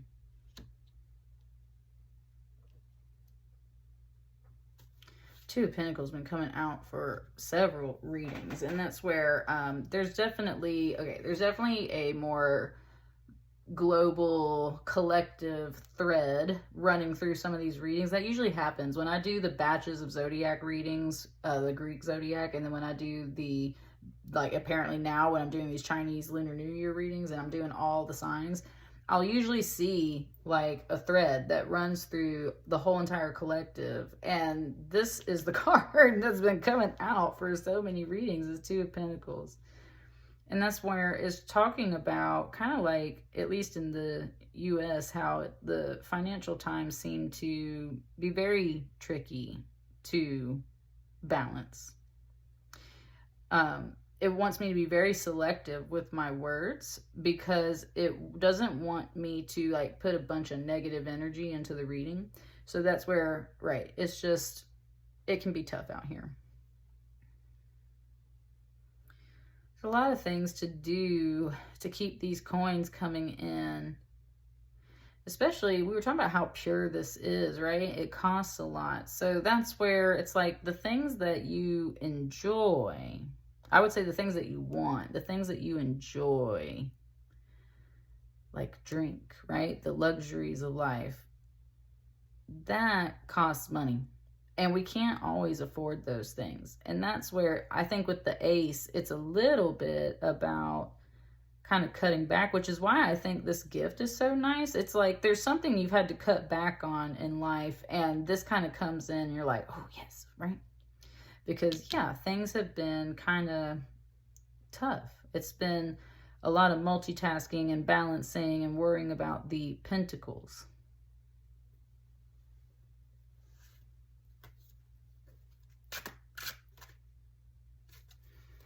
It's kind of giving me a card there. It's kind of giving me two cards there. I want one card for this Ace of Swords.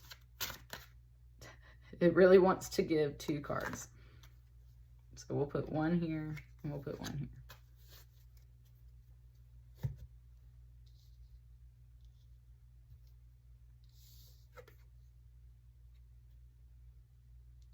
The Emperor. I mean, obviously we have the sword right here. It's like the Emperor pulling the sword out of the stone from this card and then like holding it up, raising it up, right? The Emperor can be about a lot of boundaries, and that's where there's, But this kind of boundary isn't something that you want up here in the background of this Ace of Swords. And you don't want your sword stuck in the stone either. So it's like there's literally this moment of like, waha, like action, like, wow, like picking up the sword, cutting down some boundaries, cutting things loose.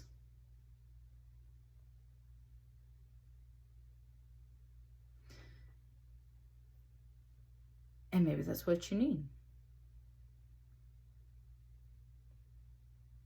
Got it. Some things have to be like, you got to clear the path, right? You got to clear the path. You got to cut some things down, get out of your own way is what it just said. Get some things out of your way so that you can have better balance for this. You got to put up some boundaries. You got to be more frugal. You got to be more mindful of certain things, certain aspects of all areas of your life. With the Emperor, it's about all areas of your life, especially as like a man, as a husband, as a father, especially with that Emperor energy, definitely. Like all those things, money, food, finances, the home, all that stuff. You gotta put some good boundaries in place. And then some of these things, I would say more of a mental, like, I can't do that. Yes, you can, right? You gotta cut these things out and clear the way.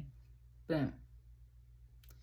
Because the things that you want, the things that are sweet, I think are arriving. Like they're here. I think they're here. It's just like there's no... All there is this like kind of undercurrent of like energy, of multitasking, of having things to do, being worried about coins and stuff, wanting things that you maybe can't afford or can't have.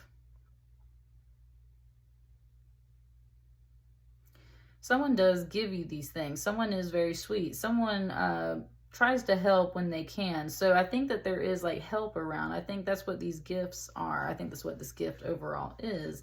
It's like inspiration, excitement, here, direction, put these boundaries up, take these boundaries down. What do you truly want? You want to get out of this energy right here, of this Two of Coins, of this kind of always being on your feet, always having to balance everything.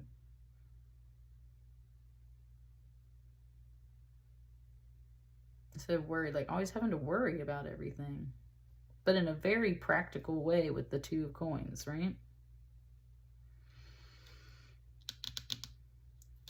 What's this? Knight of Swords.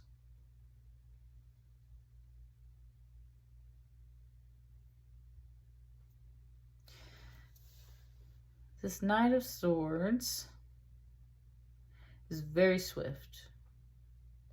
And he does things in ways that other people might not do. That's literally like the definition in the book right here.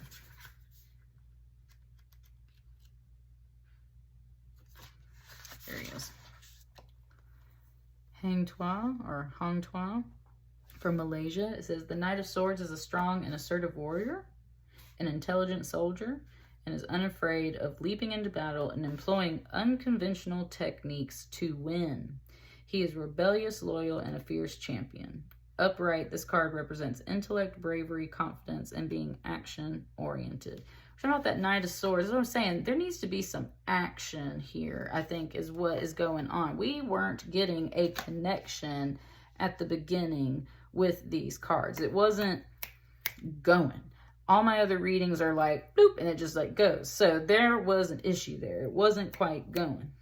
Somebody's been under here trying to like get you excited. Like, And it's like, yeah, no, like I see your offer to do this stuff or do this thing or do that thing. But the truth is I can't really afford to do this stuff. I have the things that I want, but I can afford like very little of it, or I just have to enjoy it in very little amounts. Like it was talking about purity, and that's where it's like trying to be very frugal overall, I would say. There's some kind of boundary that you've put up in your mind. That's where it's kind of talking about more about manifestation. And that's where it's like you've been doing better and on, like you're doing good overall with this Emperor card, but at the same time he's very stiff, and that's where it's just kind of like you've put good boundaries in place. You need to continue that, but your sword being stuck in this stone isn't doing anything, right? there are other things, there are other knots. And with the swords, it's kind of your mental energy and your communication. There are things that need to get done. You got to clear this path. And that's where you got to turn into this Knight of Swords for a while. You've got to go in there and try and do some unconventional things. You've got to try and cut through all these other mental boundaries that might be blocking you, because you're not going to ever manifest the things that you want and the sweet things and this energy. Like, you're not going to manifest those certain things unless you focus your energy in the right way. And there was that missing connection up here. So you're having a hard time focusing your energy. And the key to focusing it is just action. Like, you just got to get up and do it. This Knight of Swords energy is usually my sun, and it's a very fast energy. Not fleeting energy. It's a very fast energy. It's very like that, right? And he is that energy. He's very spontaneous. He just gets up and goes and like does stuff. And it can be very challenging for me to accept that kind of energy. And that's where I think it's a challenge for you, but you're being encouraged to become more of that person. Like, not just go buy everything that you want. It's like, you got to get up and do this stuff. You got to get up and clear this thing. You got to get up and do this task. You got to get up and do this stuff. Stop thinking that you can't do it. Yes, you can. The only person that is putting boundaries up here is your own energy. And that's where at the end it was saying, do you want to play like a girl or a boy? Or at the beginning it was saying, you want to play like a girl or a boy as a video game character. I think if you resonate more with the female characters in these cards, then it's someone else around you overall, and you're trying to whip them into shape. You're trying to encourage them. If you're resonating more as the masculine in these cards, then this is what's going on. There's no connection. So nothing's really getting communicated. Your wants aren't really being answered because your mental space isn't in the right space. You do have the power to clear all of this. Listen to the people trying to encourage you. Yes, be frugal and mindful, but also don't sit here like a stick in the mud. You got too many boundaries up. You need to get on your horse and go clear your own path, is what it's saying. Woo! And that's what I got for you. Let me know how it resonates. I'll see you guys on the next batch of readings. Thank you so much. Bye. Hello, everyone. Welcome to this reading. If you're here for this reading, that means you were born year of the ox. Year of the ox. So let's get started. I got the Tarot of the Divine in here for our Chinese folk tales, and along with other cultures as well. We're celebrating Lunar New Year. And let's see what 2024 has in store for you. Year of the Dragon.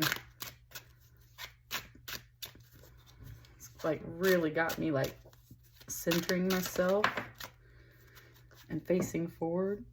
I love how this is on the bottom of the deck for you, and I kind of got the hiccups a little bit. So let's get started with this card. What's the first thing out the gate? What's the first part of your message for Year of the Dragon? The Wheel of Fortune, featuring a spider god, a spider spirit, which is totally welcome on this channel here because we're Sapphire Spider Oracle, right?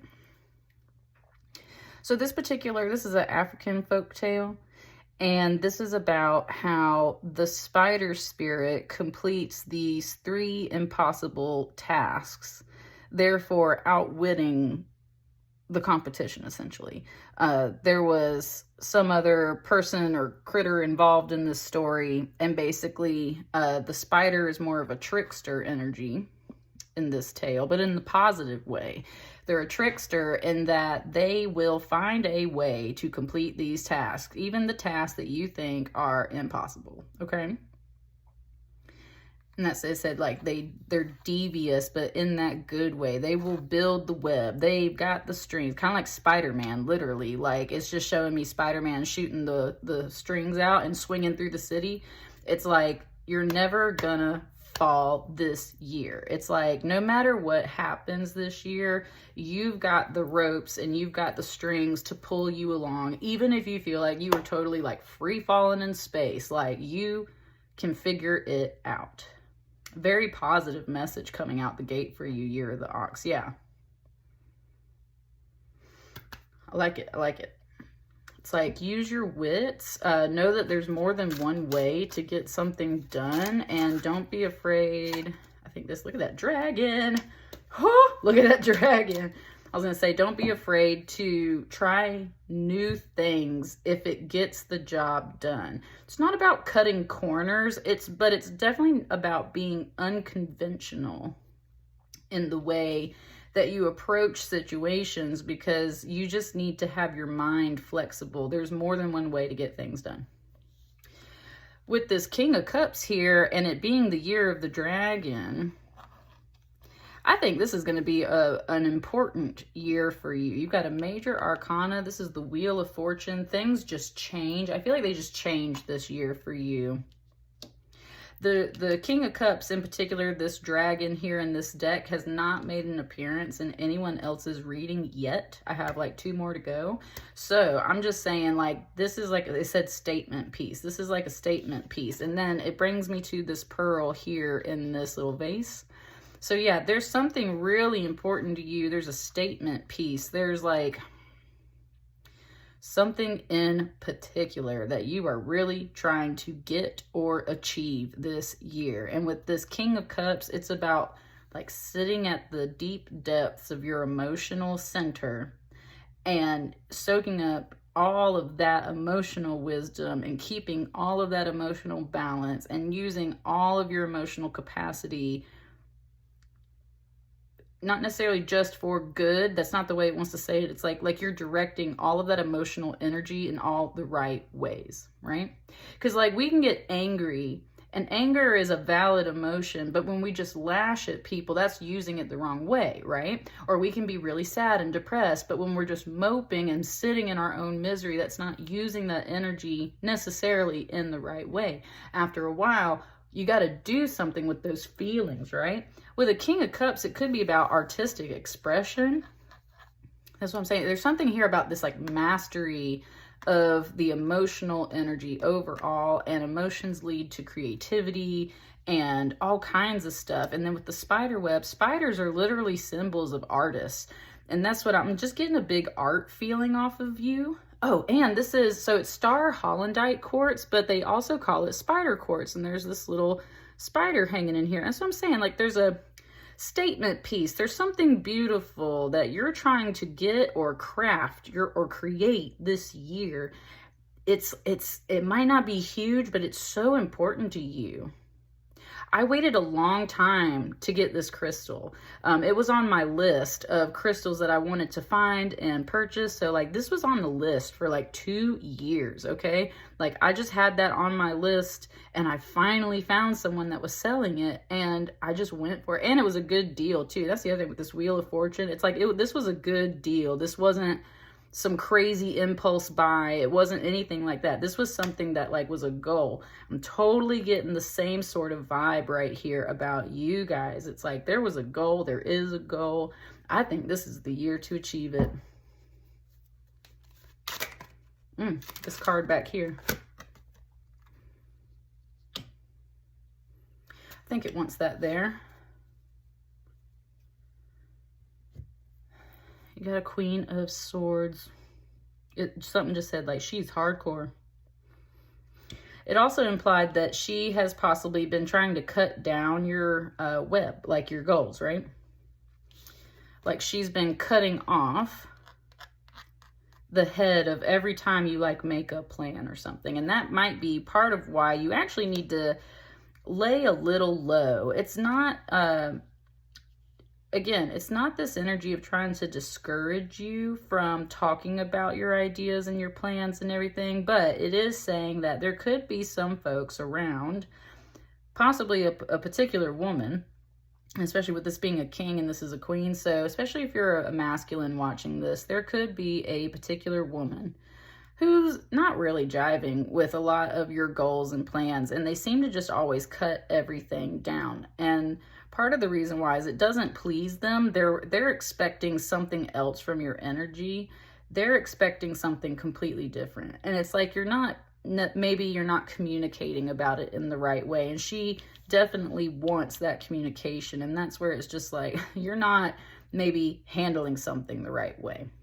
It's in particular showing me this head right over here, and it's just showing me that profile view, and it keeps showing me this profile view. There's something before where this has made you really sad. Someone has kept like cutting off your plans and your dreams and your goals. No, we can't do this. No, we can't do that. No, you didn't say anything about this. No, I don't agree to that. No, don't, no, no, no, no, no, right?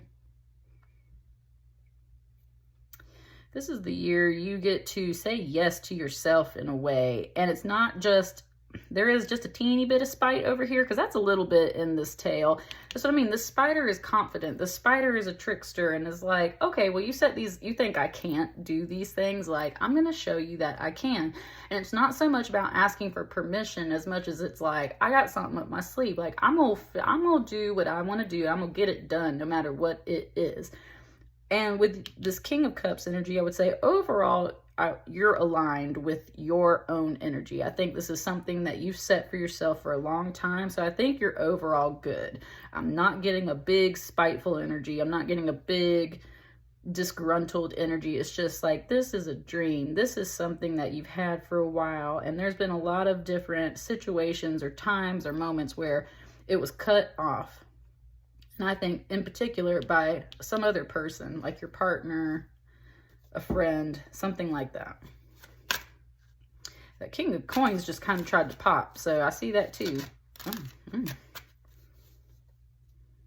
Interesting. I think this is upright. Let's put that there.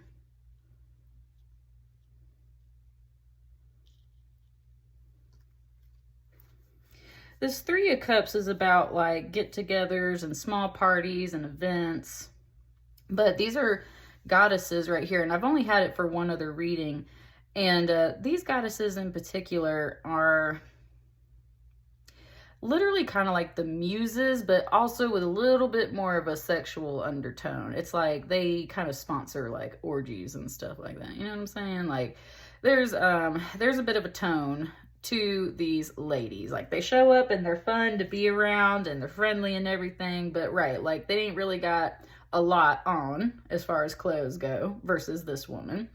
They're a little more open to this kind of energy where there's multiple people involved, and there's a lot of solo energy right here.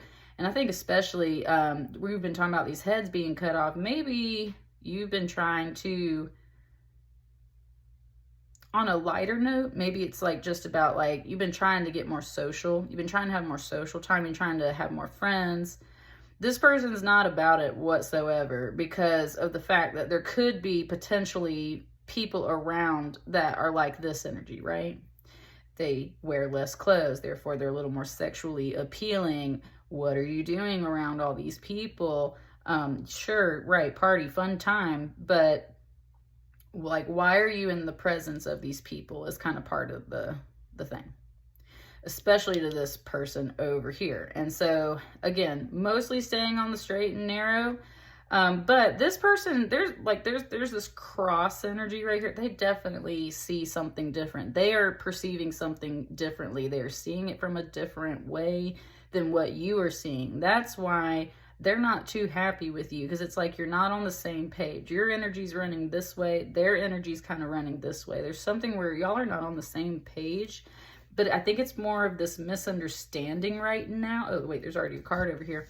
I was gonna say, it's more of a misunderstanding right now, at least, unless you're very cleverly like hiding some of that energy, which is possible. And that's the whole thing. That's what this person is kind of like, you know, that's possible, right? That's possible. So what is this center card right here to kind of help unlock this? Look at that. I told you that was popping a minute ago. I don't know if you can see it in the video, but it did, like, it tried to slide out very particularly. So we have this King of Coins in the center with this King of Cups. It said it's not only here in this kind of down in the depths energy, it's also quite real with this King of Coins. It's here in the earth plane. It's real, it's tangible. This is something, and a turtle can go in the water and above the water on land, right? And that's where it's kind of like you finally bring all of this up to the surface. And we were talking about a centerpiece. Look at this tree. Look at this coin. Yet again, there's something about all this decoration. You might have just heard my dog. And it's kind of showing me the headdresses on all of these ladies now all of a sudden. And it's a little more humble here in the center. It's kind of pointing out their mental energy, like how they've got just like a lot literally sitting on top of their heads. In the center, I really see it more sitting on the heart space. This tree is on the center of the shell. This basket's in the center of the body. This pearl, and just cups energy is just more about emotions. I'm seeing something more about like emotional center here. And then there's this cross energy of someone very much like in their mind, thinking about everything, suspecting things, wondering what's going on. I think you need to, number one, you need to really show them what's going on, and communicate and tell them what's going on so that you avoid this cross tension energy. Hey, I'm going to a work party. Yes, these people are going to be here, but like straight up, I think you on the up and up, okay? I think you're a solidly good person. And I think that's what you just need to show a little bit more. It's not that you have to come out and reveal yourself all the time to everybody. But it's that coming back to this Wheel of Fortune, something does have to change. That trickster energy of kind of keeping stuff up your sleeve, it's really not jiving with this person in particular. There's a crosshair of energy. This is also a much slower energy. That's where I was saying this took time for me to get. So there's something really slow. And that's the other thing. It might be like, look, you know, it took me a really long time to make it to this chapter of my life. I finally have some free time where I can like go hang out with friends and do some other things. Because especially with this could be career. It's like I finally have some time to sit down and relax and enjoy beautiful things like art or create art. I finally have time to have friends and mingle with people. Why are you shutting me down so hard about all of this? And it's like they don't want you to use that free time in a way that goes against them. So they've been very much cold and kind of cutting off your string. No, you can't go do this. No, you can't go do that. No, I want you here at this time. No, I want this. In the center of this person is not hearing or seeing what they need to hear or see. That's why they're cutting you off. You've got some things to show. It's like you have to come up to the surface, come up out of the depths, and actually show people who you are. Not just like hide it underneath in your emotions. Is there anything else? Anything else for my Year of the Ox? Anything else for these folks to know? Ooh, woo. Seven of Wands. Yeah, this is your obstacle. You can bust through it.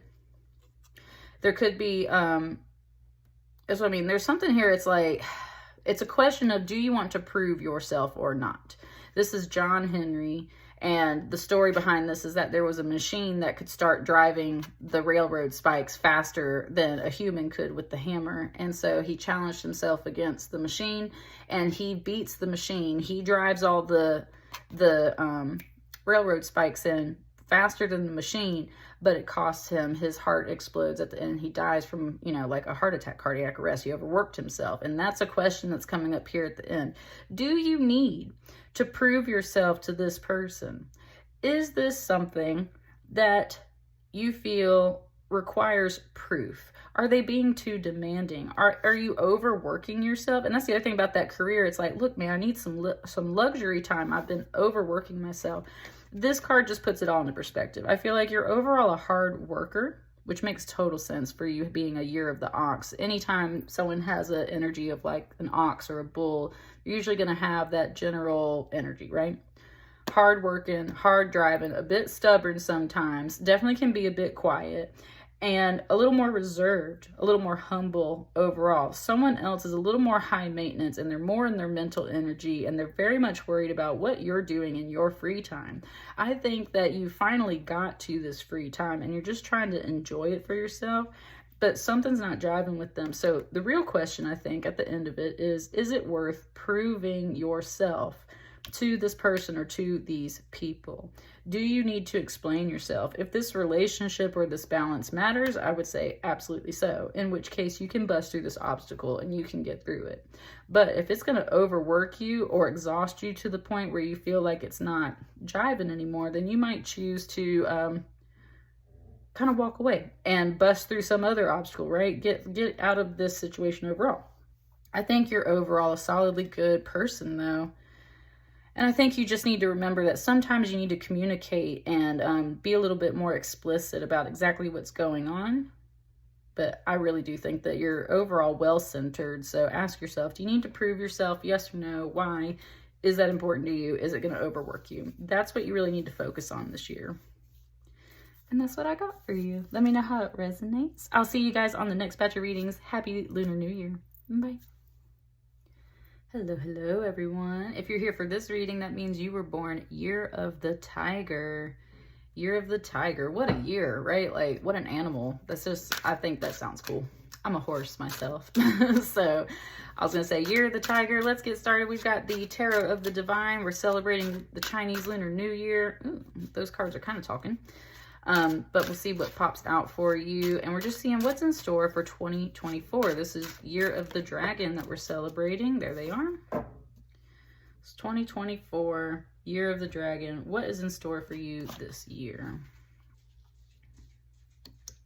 Very quickly, right off the top, it said rise to the top. It said rise to the top.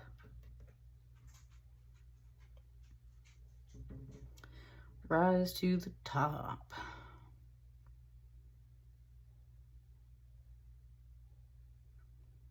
So I won't lie, when I was about to start your reading, it just really has been bringing me Kung Fu Panda and Tigress for you guys today, and Angelina Jolie and all that stuff. And it's just reminding me how in the second movie there's actually that peacock.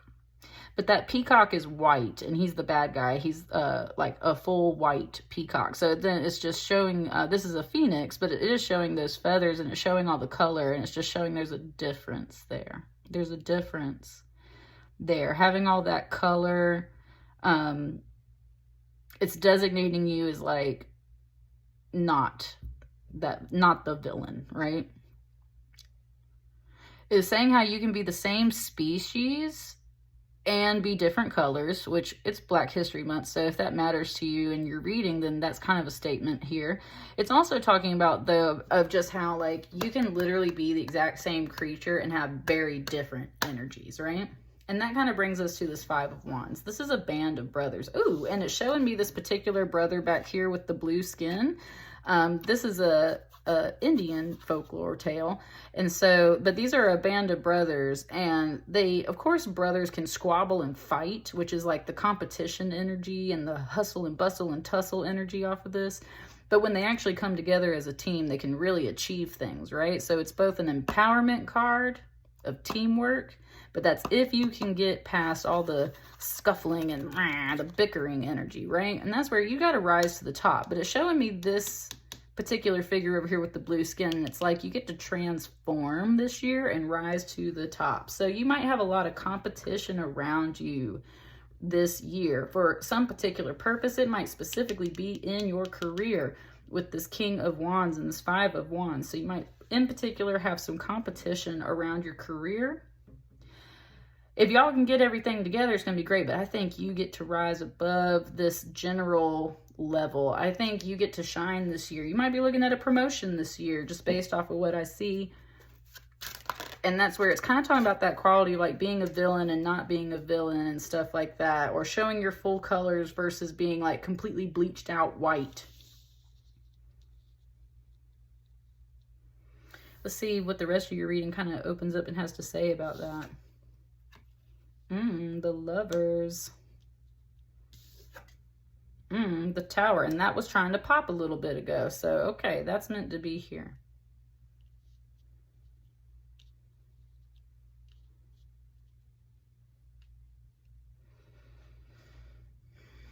this card spoke. It said you need to have both. I was talking about like that white peacock, and there she is. She's like almost completely head to toe white except for her blue dress.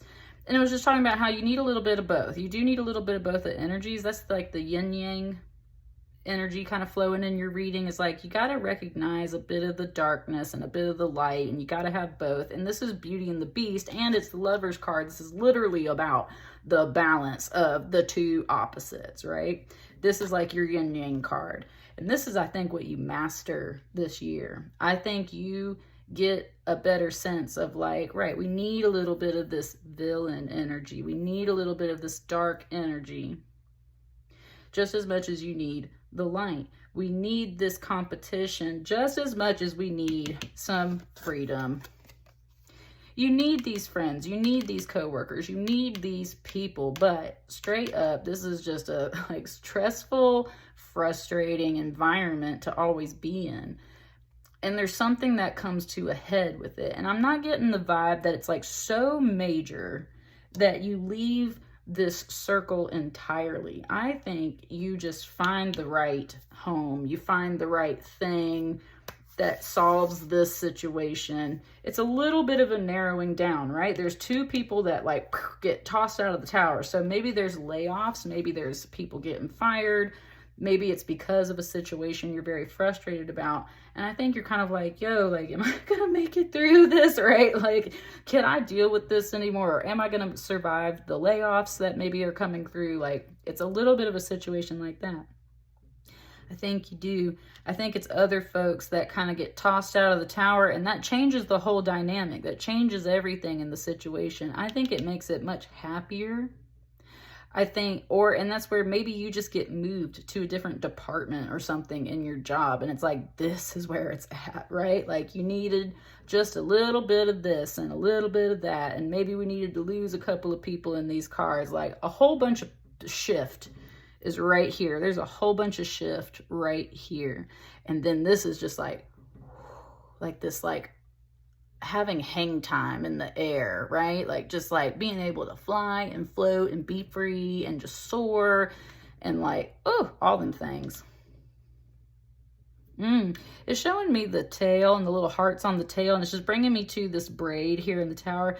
It's very much like, yeah, like someone, it might be involved, but I don't think you're getting like laid off. I think it's more like other people around you are getting laid off and you're concerned about it. But because of the overall shifting energy around here, you get to leave this tower where you're just like stuck in this situation, dealing with the same crap all the time. It's just monotonous. It's just frustrating. That moves you into a space where it's like some peace. You get to let your hair down a little bit. You get to relax. And especially with the tiger energy, this beast right here is leaning more towards that tiger energy. It's like you really get to be more of yourself. That's that other part. We have such separate identities when we're at work versus when we're at home and things like that. It's like you get to be more of yourself, I think, in this new role. And that's what I mean. You get to rise to the top and you get to shine a little bit more this year, Tiger. Excuse me. Something was just like, hallelujah, praise Jesus in the background. Yes, okay, right? Like, it's funny. Too many cards, too much going on. Those are really nice cards, though. There's a Two of Cups, Ace of Wands. Yeah, you're happy walking away from this. It really frees you up overall. You had a Five of Pentacles and an Eight of Swords there, too. It really frees you up. It said this card's the important card. That's what I mean. Like, it's like you get to, like, get rid of all this excess energy that's just around and is just distracting and frustrating. It's just so much. I think this is the last card for you, Tiger. We're keeping it really concise, it feels like. Oh, yes. That Page of Cups is like, come over this way, right? Like, here's this thread, this trail that leads you over here. There's an invitation. You get invited. Even if you are getting laid off this year, there's an immediate invite to bring you into a space that is so much better for you, okay? Woo! And that's why it said, we're not going to worry about any other cards. Oh my God, Tiger. Like, your message is so like clear. It's not the worst situation you've ever been in the world, but something just has to change. Something has to give. Something has to go. If it does end up being you, you end up in a much happier space. And look at the direction this Page of Cups is walking in. You end up over here. Woo! There's that Beyonce song. To the left, to the left. You're literally moving, or somebody else is moving. It's been an issue. But you are back here. You get to rise up and really shine this year, okay? And that's why you don't need to worry about any other cards, because it's literally like your guides are like, this is all taken care of. Like, it's already written in the plan. It's already in the blueprint. So when this happens, like, try not to stress so much about it. It's still going to be a big deal because you're going to stress about it. It's the Tower card, right? And this Five of Wands. But at the end of the day, that invite is right around the corner. It's right there. It is waiting on you. You've already got this opportunity. This is like a friendly energy, just following this path over here, and you're gonna love it there because you get to rise up and shine. And going back to that yin yang energy, it's just like, that's the duality of everything. Sometimes some doors have to close before other doors open. Sometimes you have to step away or let go of certain situations in life before the other ones can unfold. We always want everything to happen all at the same time, and that's where we had too many cards, right? It was like too many cards. It was too much going on. Let something end, and seriously, like, the door will open is what a voice just said. Like, the door will open. The invite will appear. The universe will just, like, right there. And as long as you stay focused and, right, don't get distracted with all this other stuff. As long as you stay focused, like, you're going to know exactly when these shifts take place. You're not going to have to worry about these extra cards. The universe literally got it handled for you. We don't need those extra cards. The universe is taking care of you this year, Tiger. And I love that message for you. So please let me know how it resonates for you guys. Like, share, comment, subscribe. I'll see you on the next batch of readings. Thank you. Bye. Hello, hello. If you're here for this batch of reading, you're here for Year of the Rabbit. You were born Year of the Rabbit. Last year was Year of the Rabbit. And just today, as I'm finishing all of these readings, today is the Lunar New Year. It's also the new moon in Aquarius. So we've just now turned to the Year of the Dragon. We just finished your year. Let's see what 2024, Year of the Dragon has for you. There was a little message coming through right before I started your pile. We'll see if it comes up in your reading. Oh, I like how it wanted to hit the singing bowl for you. Oh, well, no, that's a different thing. Sorry, I was almost getting distracted. Here we go. What's this first card that wanted to come out and speak to you? So what do you guys have to say for 2024, Year of the Dragon? The Hermit.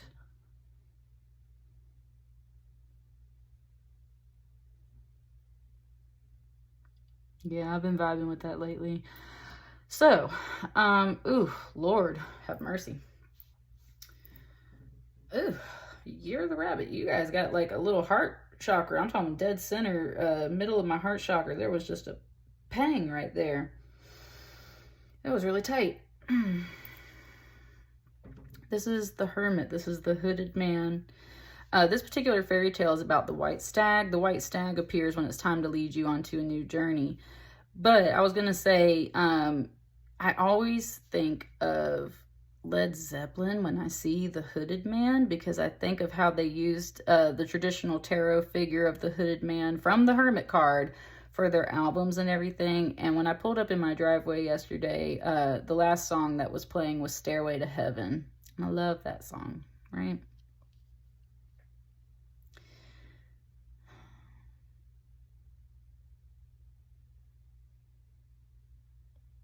It's really bringing me the part that says, and as we wind on down the road, our shadows taller than our souls, we watch the lady we all know who shines bright light and wants to show how everything still turns to gold. And if you listen very hard, I can't remember the next line. The truth will follow you or something like that. Go look up the lyrics. It's a really powerful part of that song. Like, it's really strong. It's kind of bringing up the part of like your shadow being taller than your soul. Woo! I loved that message. And really fast, this voice came through and it said, but it's not, because it wants to show you this stag. Even though you're the rabbit, it's really pointing out this beautiful stag. It said a deer, my deer, right? Like, this is leading the way for you. Your spirit, your shadow is leading right now. I feel like you're cloaked in your shadow and you're very much doing a lot of shadow work at this time. Like as we start this reading, I feel like you're doing a lot of shadow work at this time. And that's why that song is like really coming through for you. But there's a guide specifically in here for you that said, please don't believe that like you are nothing but darkness. Like your shadow is just so overwhelming that you cannot balance it, that you cannot conquer it. Your spirit leaps and takes flight and jumps and runs and is beautiful and can reach these great heights, and just like, I don't know what it exactly it's trying to express, but it's just like really trying to point that out to you.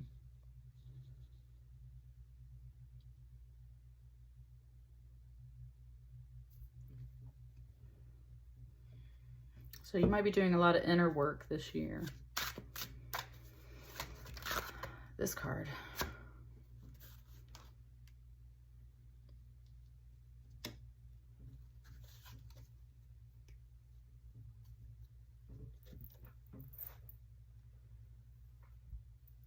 Had me looking out the window because I can hear someone's like little car horn beeping and everything.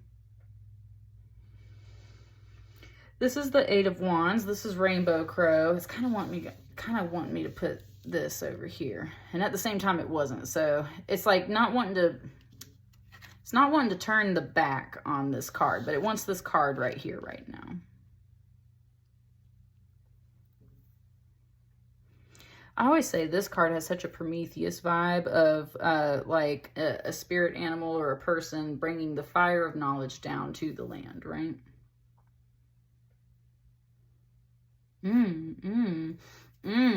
Whoa. It was pointing out the very faint dawn light back here, and it's like somewhere off in the freaking distance, this rainbow crow is literally bringing this down to the earth. You might not be able to fully see it, and maybe that's the whole thing. That's what I'm saying. It's like you're making a journey to the light, because it's just implying, and that's where so many things going off. Yeah, like you're just doing so much of an inner search of trying to find the light again. You feel very separate from your light right now. It's over here. And it's a journey because you need to go find it, because you never lost it. It's just for some reason you feel very distant. Man, whoa, I'm telling you, it's like someone's putting a blade like right through the dead center of my sternum. Like I'm sitting here doing your reading and it's like there's something right through the sternum. Dead center of the heart chakra. This bothers you. You feel distant and separate from the light. You feel like you are just cloaked in this darkness, and there's this guide trying to bring this message to you, honey. You are the light. You are the light. It's like you just can't see it. And whoa. Oh my God, that message was so clear and sharp. It said, you have turned your back on yourself. Whoa, my goodness. You've turned your back on yourself. Very interesting message coming through right now. Let's keep... Do you see that card? Turned your back on yourself.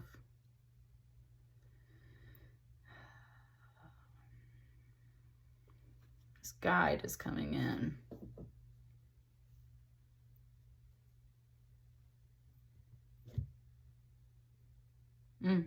It said this guide is coming in kind of to talk to someone else. It's implying that this is not you. It's implying that this is someone else.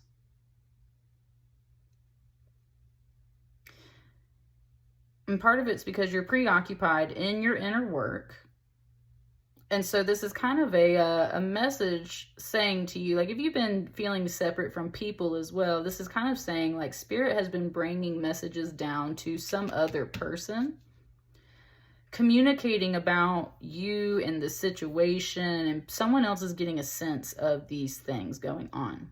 It's like they might not be able to fully see everything with how this figure is cloaked, but they get a sense of the energy happening within you and around you. I would say especially within you because of this Hermit card. It's always going within to seek the inner knowledge. This is the inner knowledge coming down, being brought to someone. And in this case, it's being brought to someone else because it's kind of implying like you've turned your back on yourself. You've turned your back on part of your spiritual connections, and therefore you're not connecting very well to the universe.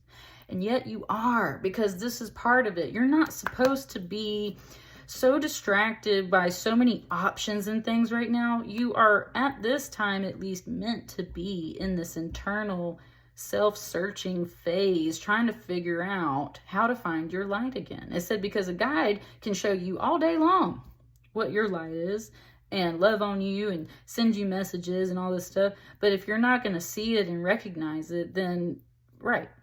So in the meantime, it's kind of like this is what you really turned your back on. It was saying yourself, because possibly this is you, but if there is another person involved in your world that you're thinking about in this reading, then that's where I would say Spirit has been talking to them. And they seem to have a lot of choices, and that's where you kind of left them with their choices. Because your overall choices, you are moving in a totally different direction. So this person is standing here looking at these options. And there's a lot of illusion with a Seven of Cups. And that's where there's the mystery of like, which lamp is the right lamp to take? This is Aladdin. So Aladdin isn't supposed to touch anything that isn't the correct lamp. And that's where it's like, well, what am I supposed to do? Which lamp is the right choice? And that's why they seem a little stuck and stagnant over here. Because it's like they are just staring at all the choices they might have to make. Just staring at all the choices they might have to make. Ooh, and there's different animals on these lamps. There's like a bird on this one. There's a griffin on this one. There's a lion or something on this one. There's leaves and a pattern. There's a hand. Ooh, there's a hand on this one. I've never noticed that before. I think that one's really interesting. And then there's like flames on this one. So they're kind of standing here thinking as well. There's a lot of, this is a major arcana. This is a big energy. This is minor arcana. So it's not quite as big of an energy over here. But they're still not, like they're not making much of a move or a choice. That kind of coming out.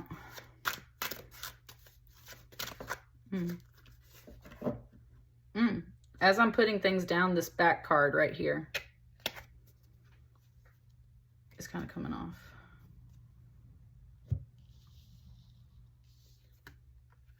And then I think there's a card over here as well. Oh, no. This goes here. There's a card going to be here. So I said, that's where I said, come back to you for a second. Okay, come back to you. Come back to you for a second. So let's focus on these two cards over here. This is a Four of Cups in the Hermit.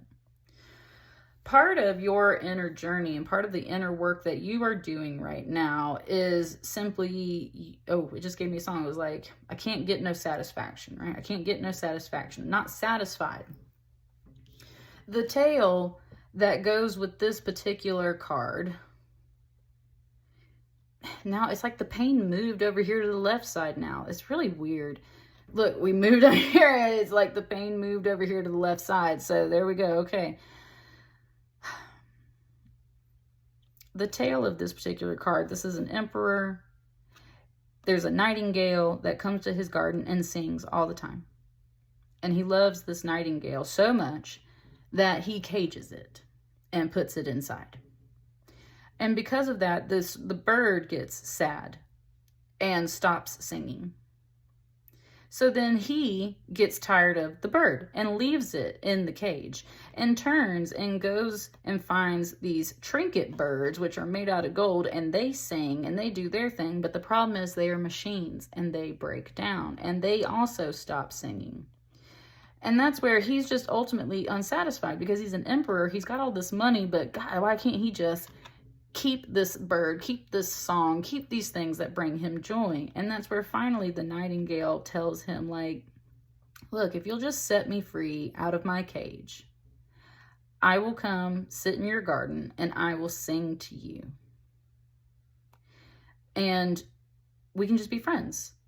And that's what he eventually does. He lets the bird free. The bird gets to go live its life, but then fulfills its promise and comes back and sits in the garden and sings so that he can enjoy it. But that's where there's this conversation in this card about you can have the things that you want, but you just can't cage everything, right?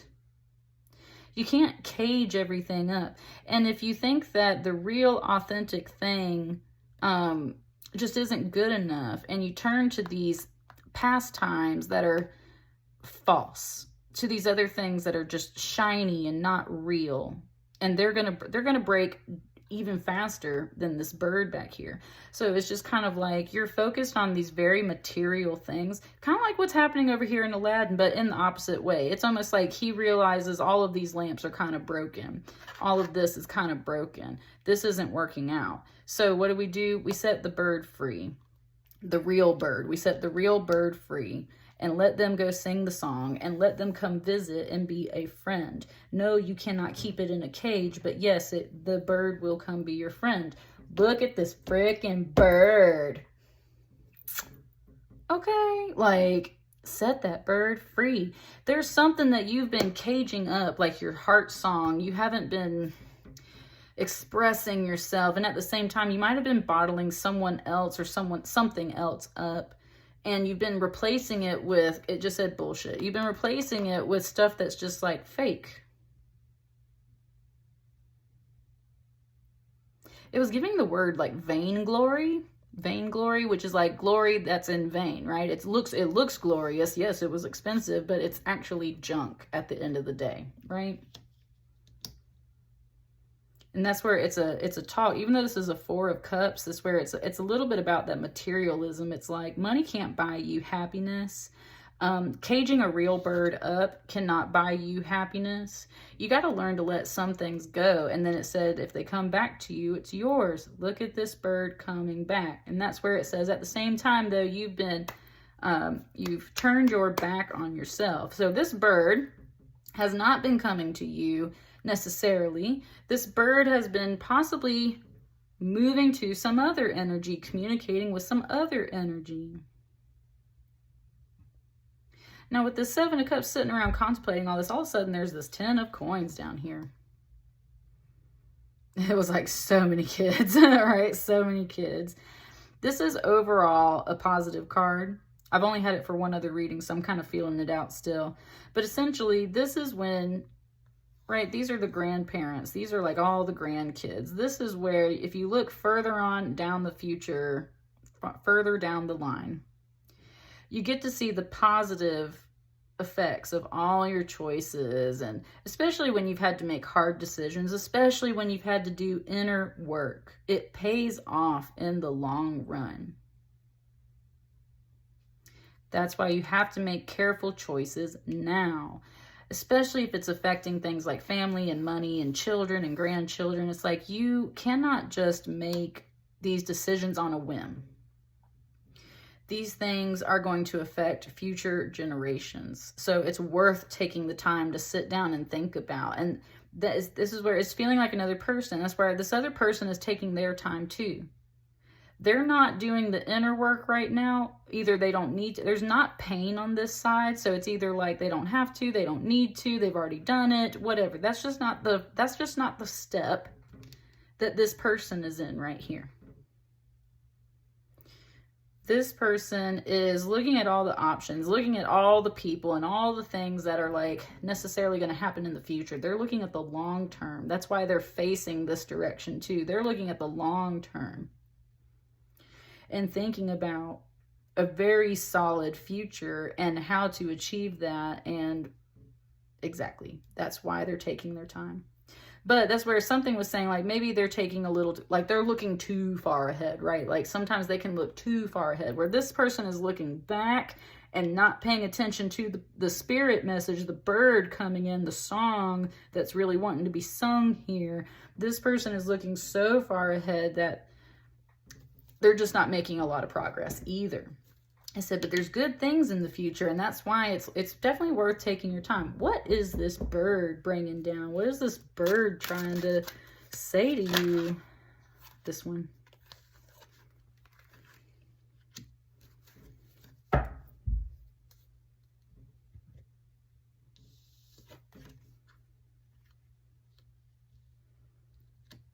Justice.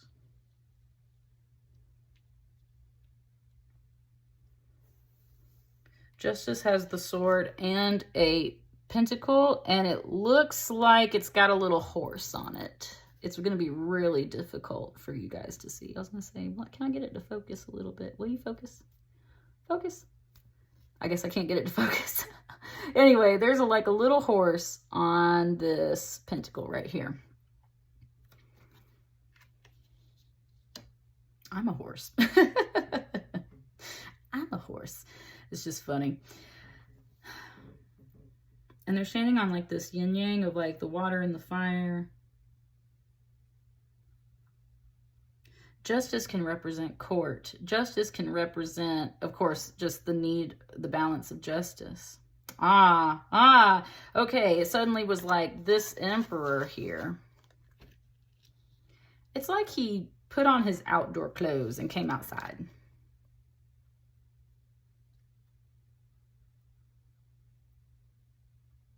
It said, meet me outside, right? Meet me outside. Part of it was a bit of a challenge. And the other part was, that's why it's just hard to determine. I'm going to pull the book on this one. It's hard to determine by that tone. Justice can be very like, right? Very cut and like swift and like. Okay, it kind of was just saying, because I have something for you. Like, please come outside because I have something for you is what this justice was saying. Also, the bird is outside. That's what I'm saying. The other thing is like, maybe you should come out into my land a little bit. And so maybe the emperor needs to venture outside. And maybe that's the shift that you need. It's like doing the inner work, but also realizing like, yeah, maybe you've kind of shut yourself in, turned your back on the things that you want or that you sense, turned your back on spirit, turned your back on looking at the longer term of the future and like what is really there. So instead of making choices, instead of making moves, you stagnated and you haven't felt connected to spirit. Go outside is part of it with this justice card. But then there's a confusing energy there of like, what is this tone of this actual person? Like, what are they communicating?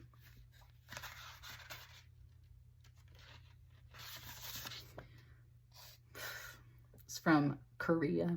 It's a Korean legend.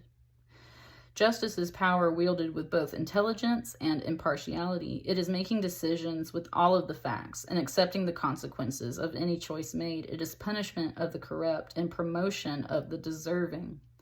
Harmony, balance, equality, virtue, and honor. That singing bowl for y'all, man. Like, you're the rabbit. That singing bowl's going on. I think it wants me to show it to you. It's got little fishies in the bottom. 2 little fishies. And it's got some markings on it. Okay. Wow, dude. Okay, that's what I'm talking about. We were talking about these little trinkets and everything. These are great. They sing. They help us with meditation. They help us do things. But the real part of meditation is not about any of the stuff that you have. It's about that inner work, okay? And that's part of this message. There is this sense of like letting go of the material things a little bit and understanding that you don't truly need those things. But it's not strictly about money. It's about your spirit. It's about like your heart song. It's like you're just not in tune with some of these things. So it's like, go out into nature, You are not just a shadow. You are this beautiful leaping spirit of light. You've just felt disconnected from it. Come outside. Why? Because the real song is out here. Because the real beauty is coming down out here. Because spirit is coming down and trying to talk to you. And it's been talking to somebody else working on this situation. Is showing you what this other person is thinking and doing. And it's just like, they're not really making a lot of moves because they've got a lot of choices as well. But they're thinking more in this long-term sense of like family, and definitely with Pentacles, it's like the security of that family and the resources and just happiness and how it affects so many things down the line. And that's where all of a sudden it said like, right, we were over here to the left, now we're over here to the right, and now it's like, come to the center. And that's where it's almost like this guy is training this bird to come fly down and like land on his wrist. It's like, here, I have something shiny for you, right? This is a crow. Here, I have something shiny for you. So this crow comes down and lands and works and listens. Now that's where it is about that impartiality. We have to let this bird be free. We can't cage it and control it. So we're not going to cage and control this bird. Spirit messages, the guidance you need this year will come down when you need it. But you got to turn around and kind of like work with spirit and let spirit train you. And they're going to train you up right. Is what it said. It said they're going to train you up right. Okay? They're going to train you to be just and good and fair. And there was a little bit of that energy of like, you couldn't make heads or tails of like, is this person being too serious and stern? Are they about to use the sword on me? Or like, or were they actually being nice? And there's a gift. And with this being kind of like a big old coin, like a pentacle, here's all these pentacles. Maybe you are thinking about the same things as this person. And yet, right, we haven't quite like fully addressed some of this energy over here because it's a little more long-term. It's just telling you what this person's thinking and feeling, what's going on in their mind.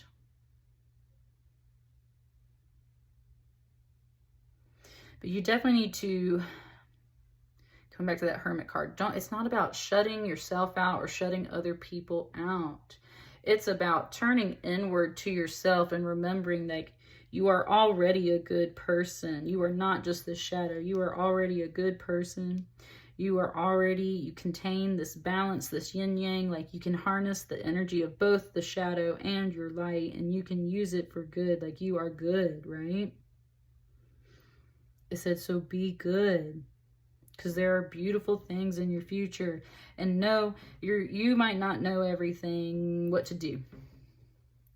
It said, keep your eye on the prize is what it's talking about. Keep your eye on the prize, okay? Keep your eye on the prize. The real prize, not this stuff like that necessarily. It's just don't be fooled, right? Don't be fooled about what is truly meaningful and what is not. Yes, I love my singing bowl. Yes, I love my crystals. Yes, I love my candles. But at the end of the day, you can sit down on the forest floor and get spiritual, right? And you can just look at bird signs. You don't have to have tarot cards. You can do all of these things without all of that. It said the real magic is you. Whew, amen. Right? The real magic is you.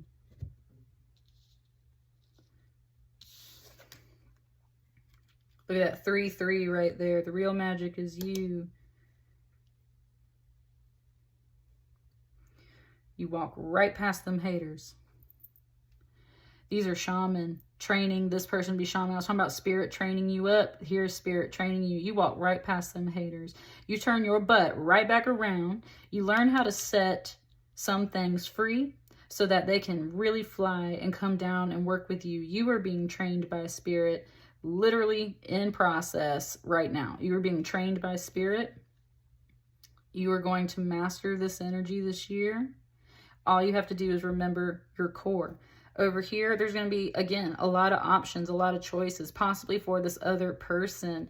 And it's kind of like parties and having fun and stuff, but there's this like energy on this card that I've been getting for everyone's readings. They kind of like sponsor like orgies and stuff like that. And that's where like these goddesses, this particular deck with this isn't fully like not my vibe. Like, definitely, so Ray is like, nope, I don't want to go that way, right? Like, I don't like too many people in my circle. I don't like to dip my toes into things that aren't really my business, and I don't like that kind of energy being around. Yeah. The Three of Cups represents camaraderie and a good time. The Apsara are celestial beings of the sky known for dancing, partying, and fornication. The joyous group oversees fertility rites, the performing arts, and the fortunes of gambling, celebrations, friends, indulgence, parties, and community. So there's positive things here, but again, they're standing here kind of looking. Maybe this isn't the right vibe. Let me think about things in the long run.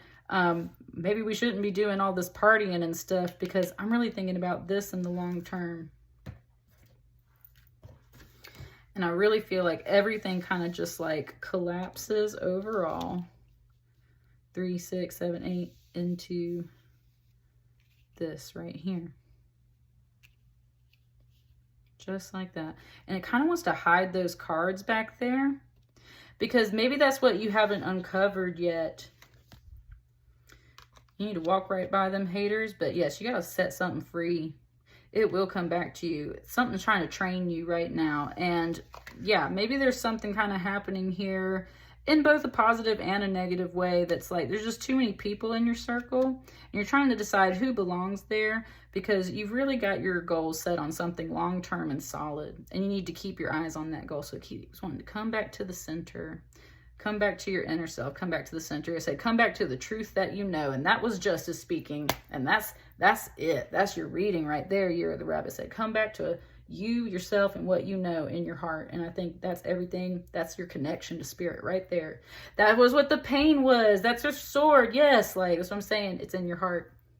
That's your connection to spirit, is in your heart. Dead center.